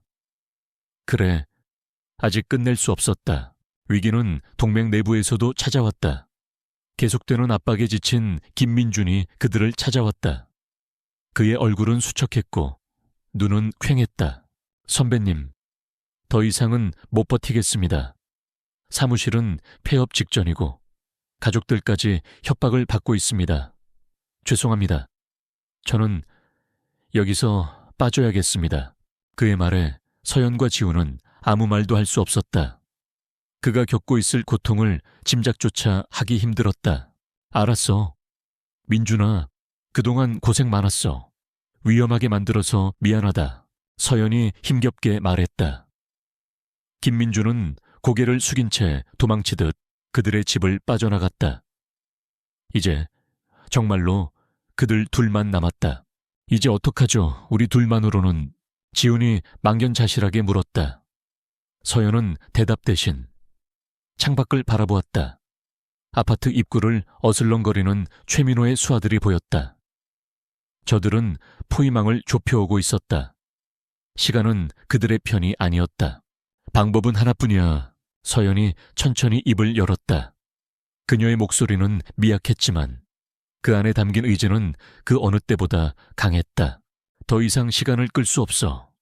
최민호가 예상하지 못하는 가장 강력한 한 방을 날려야 해. 그의 숨통을 완전히 끊어버릴 수 있는. 그게 뭔데요? 서연은 지훈을 돌아보았다. 그녀의 눈이 섬뜩할 정도로 빛나고 있었다. 최민수 전무. 기억나 5년 전에 한강에서 익사체로 발견됐던 태양건설 전무. 경찰은 실족사로 결론 내렸지만 사실은 자살로 위장된 타살이었어. 지훈은 숨을 삼켰다. 그걸 어떻게 내가 그 법률 자문을 했으니까. 최민수 전무는 최민호 회장의 비자금을 관리하던 핵심 인물이었어. 그런데 검찰 조사가 들어오자 모든 걸 뒤집었을 것을 두려워한 나머지 내부 고발을 준비하고 있었지. 그걸 눈치챈 최민호가 김 비서를 시켜 그를 제거한 거야. 증거가 있습니까? 물론이지. 최민수 전무가 죽기 직전 내게 몰래 이메일 하나를 보냈어. 자신이 죽으면 열어보라면서. 그 안에는 최민호의 살인교사 정황이 담긴 녹음 파일과 비자금 장부 원본이 들어있었지. 그런데 왜 그동안 그때의 나는 태양그룹의 개였으니까 최민호의 범죄를 덮어주는 대가로 지금의 자리에 올랐던 거야. 하지만 이젠 아니야. 서연은 비틀거리며 자리에서 일어났다. 그녀는 자신의 노트북을 열어 암호화된 파일을 찾아냈다. 이것만 있으면 최민호는 끝이야. 문제는 이 증거를 세상 밖으로 꺼내놓을 방법이 마땅치 않다는 거야. 언론도, 검찰도 이미 최민호의 소나귀에 들어가 있어. 어설프게 터뜨렸다가는 묻혀버리고 말 거야. 그녀의 말대로였다. 그들은 완벽한 증거를 손에 쥐고 있었지만 그것을 전달할 신뢰할 만한 창구가 없었다. 포위망은 점점 좁혀오고 서연의 몸은 한계에 다다르고 있었다. 절체절명의 위기였다. 그때 지훈의 머릿속에 한 사람의 얼굴이 스쳐 지나갔다. 한 사람 있어요. 어쩌면 우리를 도와줄 수 있는 사람. 서연이 의아한 눈으로 그를 쳐다보았다. 누구요? 오정환 검사. 지금은 부패한 정치인들만 상대하다가 좌천된 한직 검사지만 예전에는 독사라고 불릴 정도로 집요하고 정의로운 검사였어요. 최민호 회장과도 악연이 깊죠. 과거에 태양그룹을 수사하다가 압력에 밀려 좌절한 경험이 있거든요. 지훈의 말에 서연의 눈에 희망의 빛이 어렸다. 부패한 검찰 조직 속에서도 아직 정의를 믿는 사람이 남아있을 수도 있었다. 그 사람을 믿을 수 있을까? 장담은 못해요. 하지만 지금 우리에게 다른 선택지는 없어요. 믿져야 본전이니까. 두 사람은 서로를 마주보았다. 그들의 마지막 희망이었다. 서연은 결심한 듯 증거가 담긴 USB를 지훈의 손에 쥐어주었다. 못해. 그들의 마지막 방역이 이제 막 시작되려 하고 있었다. 이지훈은 USB를 주머니 깊숙이 넣었다. 손에 땀이 찼다. 이 작은 저장장치 하나에 최민호의 제국을 무너뜨릴 힘과 동시에 자신과 강서연의 목숨이 달려 있었다.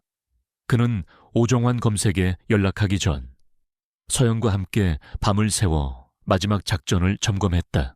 그는 쉽게 우리를 믿지 않을 거야. 서연은 창백한 얼굴로 지훈에게 조언했다. 그녀는 진통제 기운으로 겨우 몸을 가누고 있었지만 정신만은 얼음장처럼 차갑고 명료했다. 과거의 실패는 사람을 냉소적으로 만들거든. 그러니 감정에 호소하지 마. 철저하게 팩트와 증거로만 승부해야 해.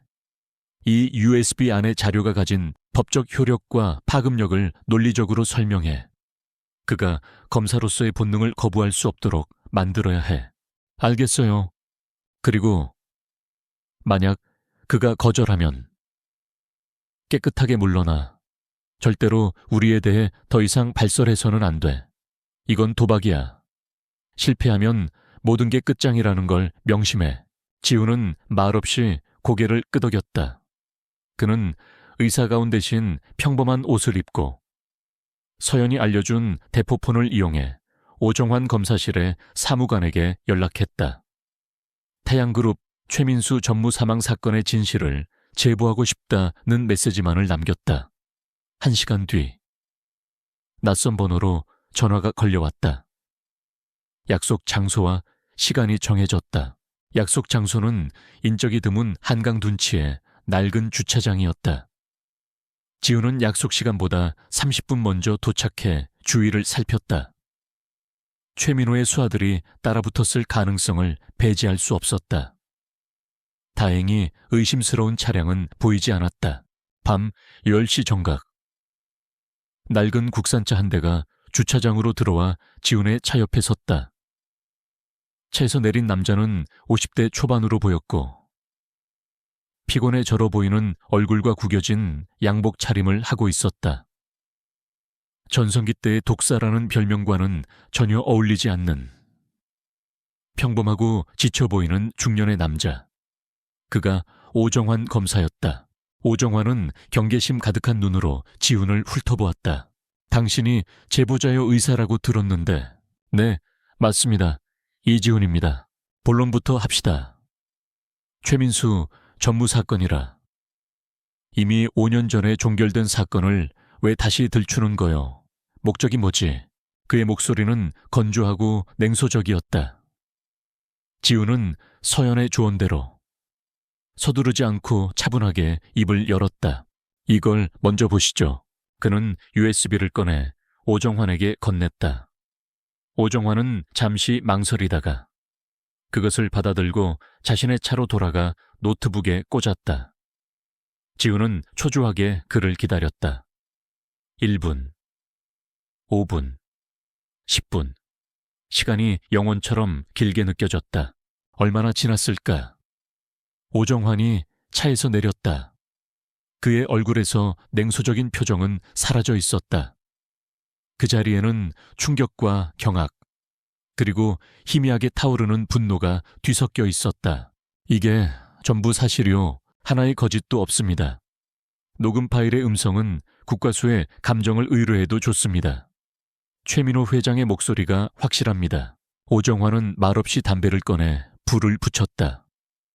그는 떨리는 손으로 담배를 깊게 빨아들였다. 5년 전 그가 태양그룹을 수사하다가 어떻게 좌절했는지 그 기억이 악몽처럼 되살아났다. 그는 모든 것을 걸었지만 거대한 권력 앞에서 무참히 패배했다. 그 후로 그는 정의라는 단어를 믿지 않게 되었다. 그런데 지금 그의 눈앞의 진실이 복수할 기회가 다시 나타난 것이다. 이 엄청난 걸 가지고 왜 나를 찾아온 거요? 더 힘있는 검사나.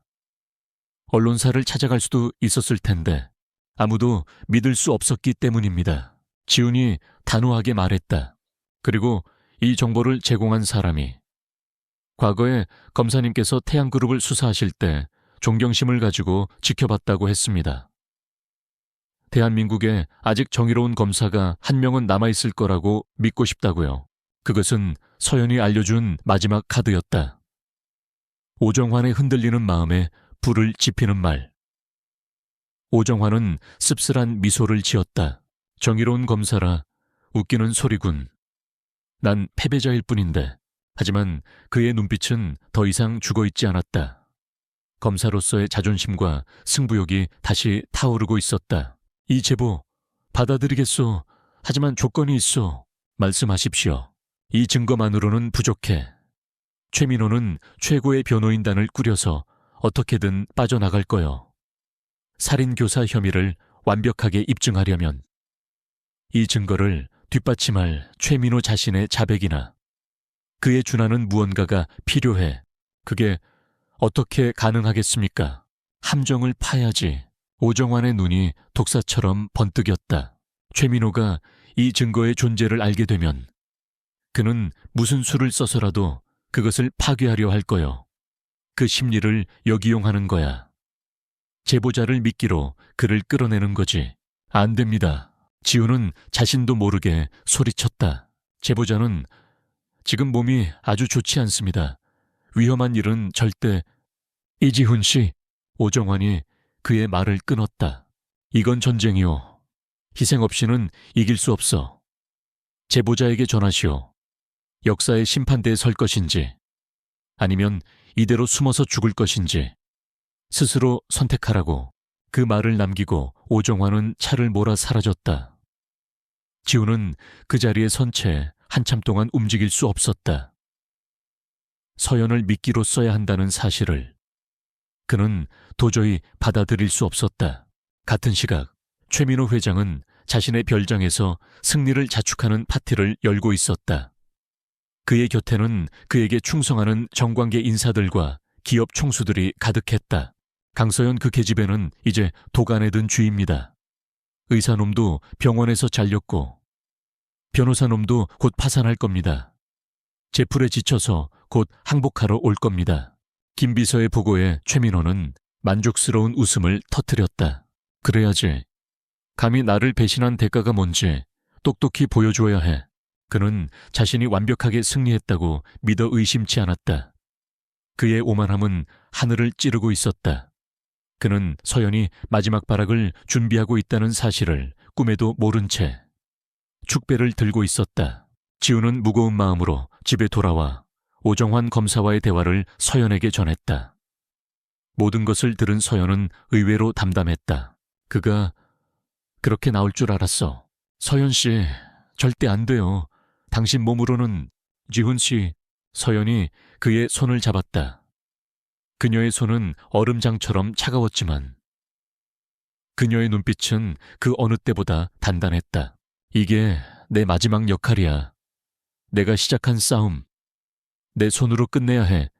그리고 이게 내가 당신을 지킬 수 있는 유일한 방법이기도 해. 그녀는 이미 모든 것을 각오하고 있었다. 자신의 목숨을 미끼로 최민호를 지옥으로 끌고 들어갈 준비를.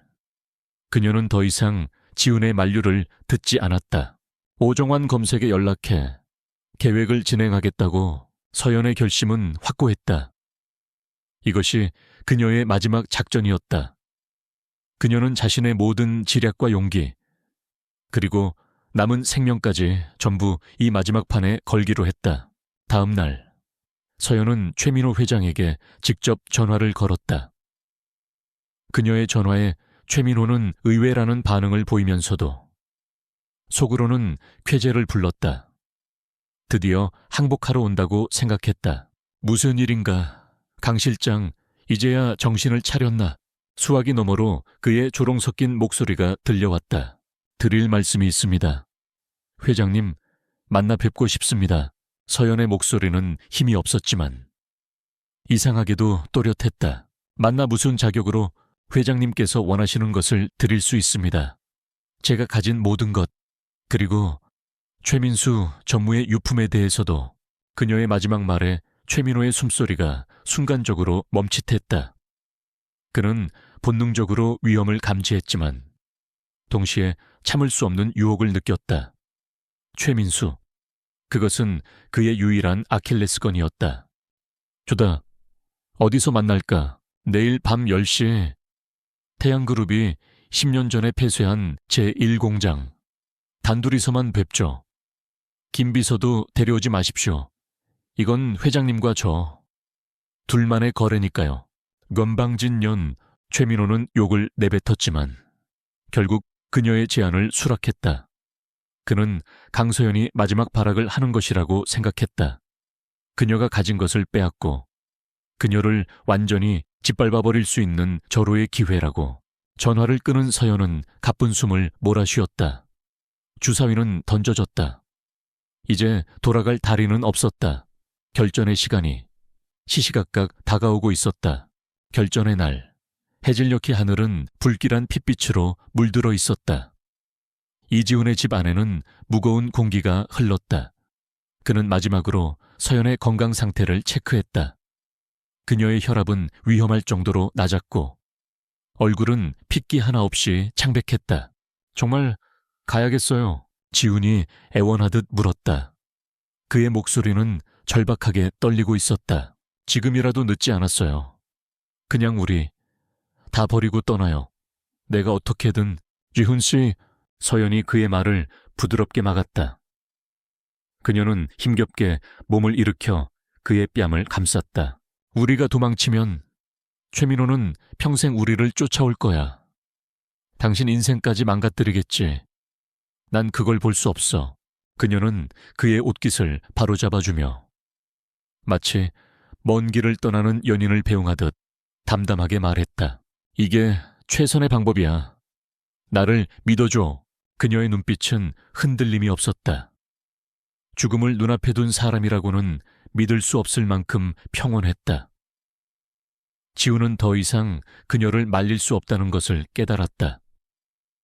그는 그녀의 이마에 조용히 입을 맞추었다. 약속해요. 무슨 일이 있어도 꼭 살아 돌아오겠다고. 서연은 대답 대신 희미하게 미소 지었다. 그녀는 작은 음성 송신기가 달린 브로치를 옷깃에 달았다. 오정환 검사팀과의 유일한 연결고리였다. 그녀의 안전을 보장할 마지막 생명줄. 같은 시각 약속 장소인 태양그룹 제1공장 폐허에서는 오정환 검사와 그의 수사팀이 은밀하게 움직이고 있었다. 그들은 최정예 요원들로만 구성된 오 검사가 개인적으로 신뢰하는 팀이었다. 이것은 검찰 상부에는 보고되지 않은 비밀 작전이었다.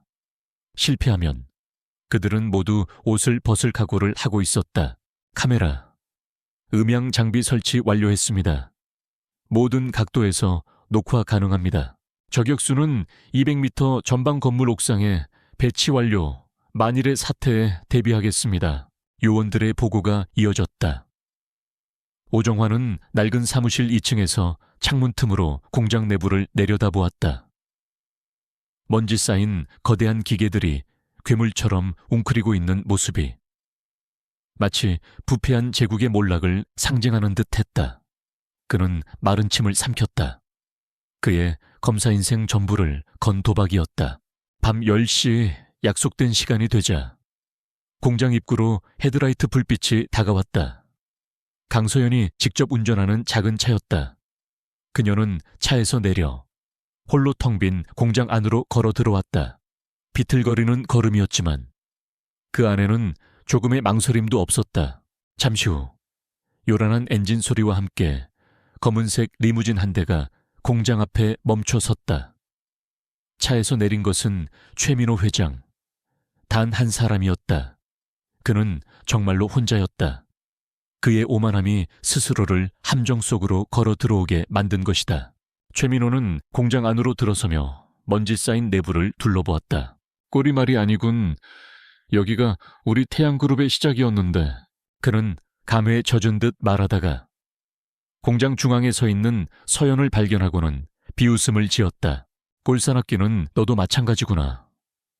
강 실장, 병든 개처럼 비실거리는 꼴이라니. 오랜만입니다. 회장님, 서연은 동요하지 않고 차분하게 그를 맞았다. 본론으로 들어가지. 뭘 원하나 돈 아니면 해외로 도망갈 수 있게 도와달라는 건가? 최민호는 거만한 태도로 물었다. 그는 이미 자신이 승자라고 확신하고 있었다.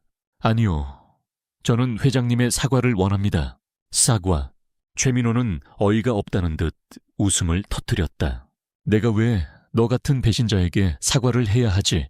최민수 전무님께 지은 죄에 대한 사과 말입니다. 그 말이 나오는 순간 공장 안의 공기가 얼어붙었다. 최민호의 얼굴에서 웃음기가 싹 가셨다. 그의 눈이 살기로 번뜩였다. 내가 뭘 안다고 짓거리는 거냐? 모든 걸 압니다. 회장님, 서연은 그의 눈을 똑바로 쳐다보며 말했다. 초에 전무님이 돌아가시기 직전 저에게 남기신 유품 잘 간직하고 있습니다. 회장님의 목소리가 담긴 녹음 파일과 그룹의 모든 비자금 내역이 담긴 장부 원본까지. 최민호의 얼굴이 하얗게 질렸다. 그는 애써 태연한 척했지만 미세하게 떨리는 손끝은 숨기지 못했다. 혜호소리, 그런 게 있을 리가 없어. 그러면 제가 왜 이 자리로 회장님을 불렀을까요? 서연은 조소했다. 거래를 하자는 겁니다. 그 증거를 넘겨드릴 테니 제 사람들을 더 이상 건드리지 마세요. 그리고 저를 조용히 죽을 수 있게 내버려 두세요. 그러면 저도 이 비밀을 무덤까지 가져가겠습니다. 그것은 최민호에게는 거부할 수 없는 제안처럼 들렸다. 그의 유일한 약점을 영원히 묻어버릴 기회였다. 그는 서서히 서연에게 다가갔다. 증거는 어디에 있나? 안전한 곳에요. 제가 죽거나 다치면 즉시 세상에 공개되도록 장치해 두었습니다. 영악한 년, 최민호는 욕설을 뱉으며 그녀의 바로 앞까지 다가왔다. 그는 서연의 멱살을 잡고 그녀를 들어 올리려 했지만 그녀의 다음 말에 그 자리에 얼어붙었다. 최민수 전무님. 불쌍한 분이었죠. 평생 회장님을 위해 개처럼 일했지만 결국 버려졌으니까요. 형님, 제발 살려주십시오. 라고 애원하던 목소리가 아직도 생생한데 서연이 읊조린 그 말은 녹음 파일 속에만 존재하는 최민호와 죽은 최민수, 단 두 사람만이 아는 대화 내용이었다. 최민호의 이성이 완전히 끊어졌다. 그는 자신이 함정에 빠졌다는 사실조차 잊은 채 분노에 휩싸였다. 내가 감히 어떻게. 그는 소리치며 서연의 뺨을 세차게 내리쳤다. 서연은 바닥에 쓰러졌지만 경멸의 눈빛으로 그를 쏘아보았다. 그래, 내가 죽였다. 그 배신자놈 감히 나를 협박하려 했어. 너도 마찬가지야.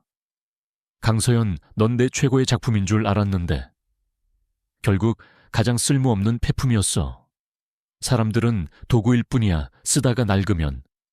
버리면 그만이라고. 그의 광기 어린 외침은 공장 전체에 울려 퍼졌다. 오정환의 헤드셋으로. 그리고 녹화되고 있는 카메라 안으로 그의 모든 자백이 생생하게 기록되고 있었다. 이제 너도 끝이다. 최민호는 재킷 안주머니에서 작은 칼을 꺼내 들었다. 그가 쓰러진 서연에게 다가가 칼을 내리치려는 순간 움직이지 마 최민호. 넌 살인교사 및 살인미수 혐의로 체포한다. 공장의 모든 조명이 일제히 켜지고 사방에서 중무장한 수사관들이 쏟아져 나왔다. 최민호는 눈앞에 펼쳐진 광경을 믿을 수 없다는 듯 멍하니 서 있었다. 그의 손에서 칼이 툭 하고 바닥으로 떨어졌다. 익시, 어떻게. 오정환 검사가 그에게 다가가 차가운 목소리로 말했다. 당신은 당신의 오만함에 패배한 거요.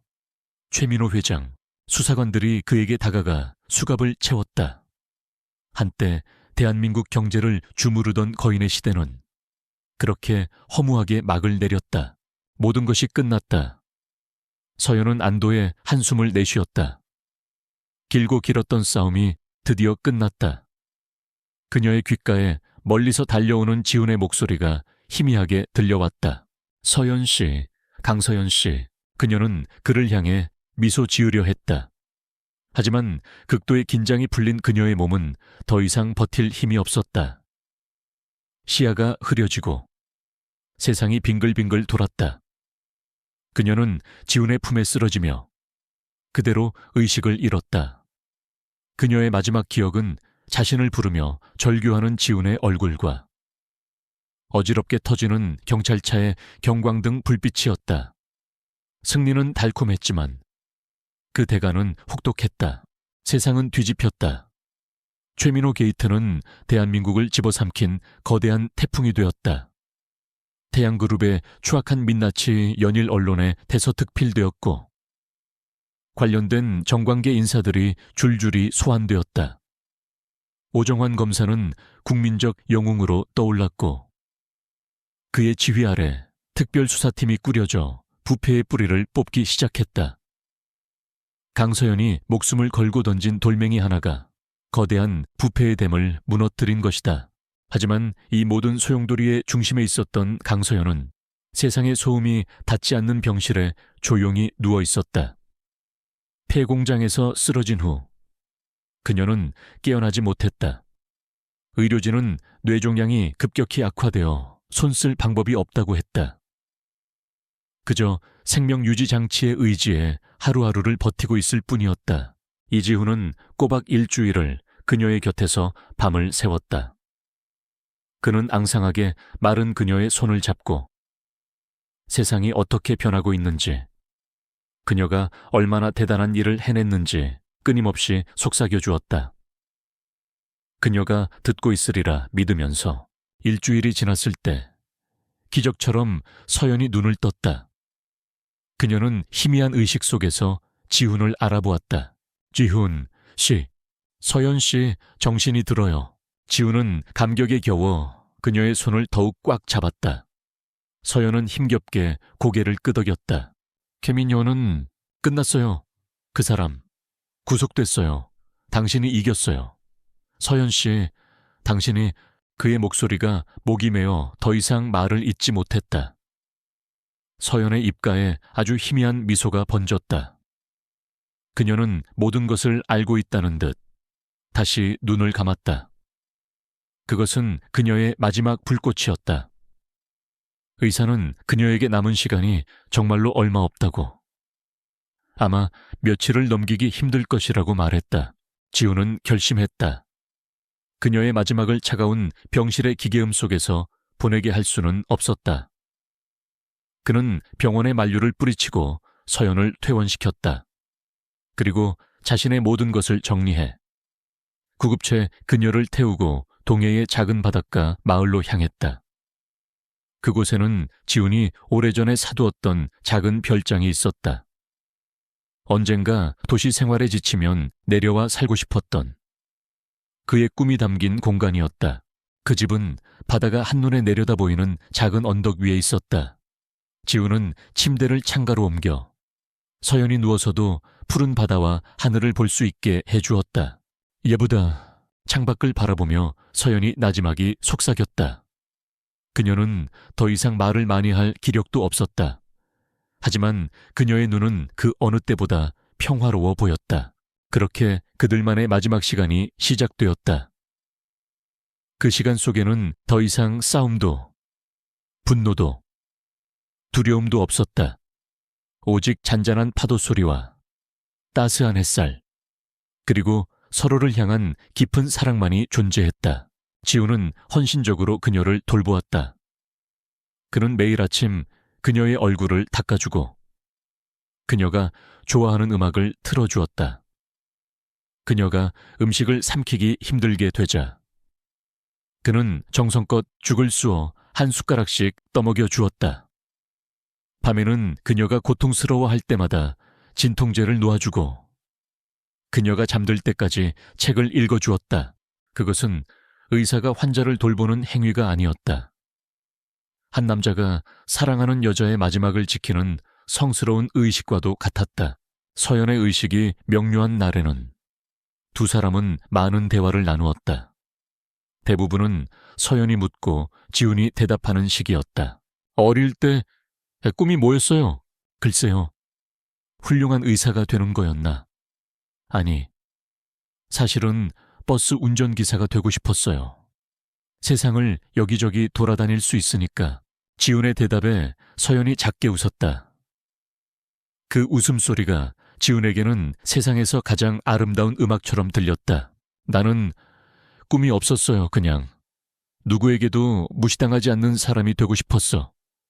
그래서 앞만 보고 달렸는데 돌아보니 아무것도 없더라.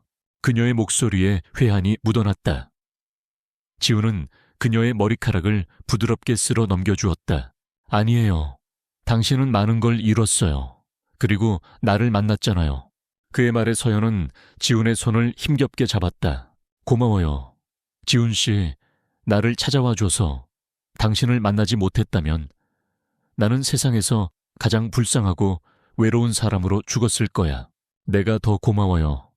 당신 덕분에 내가 왜 살아야 하는지, 어떻게 살아야 하는지 알게 됐으니까. 그들의 사랑은 격정적이지 않았지만 그 어떤 사랑보다 깊고 단단했다. 그들은 서로의 존재를 통해 구원받았다. 시간이 흘러 그녀에게 허락된 3개월의 마지막 날이 다가오고 있었다. 그녀의 몸은 촛불처럼 서서히 사그라들고 있었다. 이제는 눈을 뜨는 것조차 힘들어했다. 그날은 유난히 날씨가 좋았다. 구름 한 점 없는 하늘 아래 바다는 보석처럼 반짝였다. 지우는 서연을 휠체어에 태워 바다가 가장 잘 보이는 테라스로 나갔다. 바다. 냄새가 난다. 서연이 눈을 감은 채 속삭였다. 지우는 그녀의 등 뒤에 서서 그녀를 조용히 끌어안았다. 서연 씨, 사랑해요. 그가 처음으로 하는 고백이었다. 그동안 수없이 하고 싶었지만 그녀에게 부담이 될까봐 차마 꺼내지 못했던 말. 서연은 천천히 눈을 떴다. 그녀의 눈동자에 푸른 하늘과 바다가 담겨 있었다. 그녀는 마지막 힘을 다해 고개를 돌려 지훈을 바라보았다. 나도 사랑해요. 그것이 그녀의 마지막 말이었다. 그녀는 지훈의 품에 기댄 채 가장 평화로운 미소를 지으며 조용히 눈을 감았다. 마치 긴 여행을 마치고 편안한 잠에 빠져들듯이 그녀의 3개월은 한 생애보다도 찬란하고 충만한 시간이었다. 1년 후 이지훈은 다시 흰 가운을 입고 있었다. 그는 이대학병원을 떠나 서연과 마지막을 보냈던 바닷가 마을의 작은 공공병원에서 일하고 있었다. 그는 예전보다 말이 적어졌지만 환자를 대하는 그의 눈빛은 훨씬 더 깊고 따뜻해졌다. 그는 수술을 마치고 병원 옥상에 올라와 커피를 마셨다. 맑게 갠 하늘이 그날처럼 푸르렀다. 그는 주머니에서 낡은 브로치 하나를 꺼냈다. 서연이 마지막 작전 때 달았던 그녀의 유품이었다. 그는 브로치를 손에 쥐고 하늘을 올려다보았다. 그녀는 이제 없었지만 그녀는 여전히 그의 마음속에 살아 숨 쉬고 있었다. 그녀는 그에게 사랑을 가르쳐 주었고 삶의 의미를 깨닫게 해주었다. 그녀는 그의 인생을 영원히 바꾸어 놓았다. 잘 지내죠? 서연 씨. 그가 나지막이 허공에 물었다. 시원한 바닷바람이 그의 뺨을 스치고 지나갔다. 마치 그녀의 대답처럼 그는 희미하게 미소 지었다. 그의 가슴 속에 슬픔 대신 따뜻한 온기가 차올랐다. 그는 그녀의 목까지 더 열심히 살아가야 했다. 그녀가 마지막 순간에 보여주었던 그 찬란한 삶의 의지를 기억하며 그는 커피를 다 마시고 다시 병원으로 발길을 돌렸다. 그의 발걸음은 더 이상 외롭거나 지쳐 보이지 않았다. 그것은 새로운 희망을 향해 나아가는 한층 더 성숙해진 남자의 굳건한 발걸음이었다.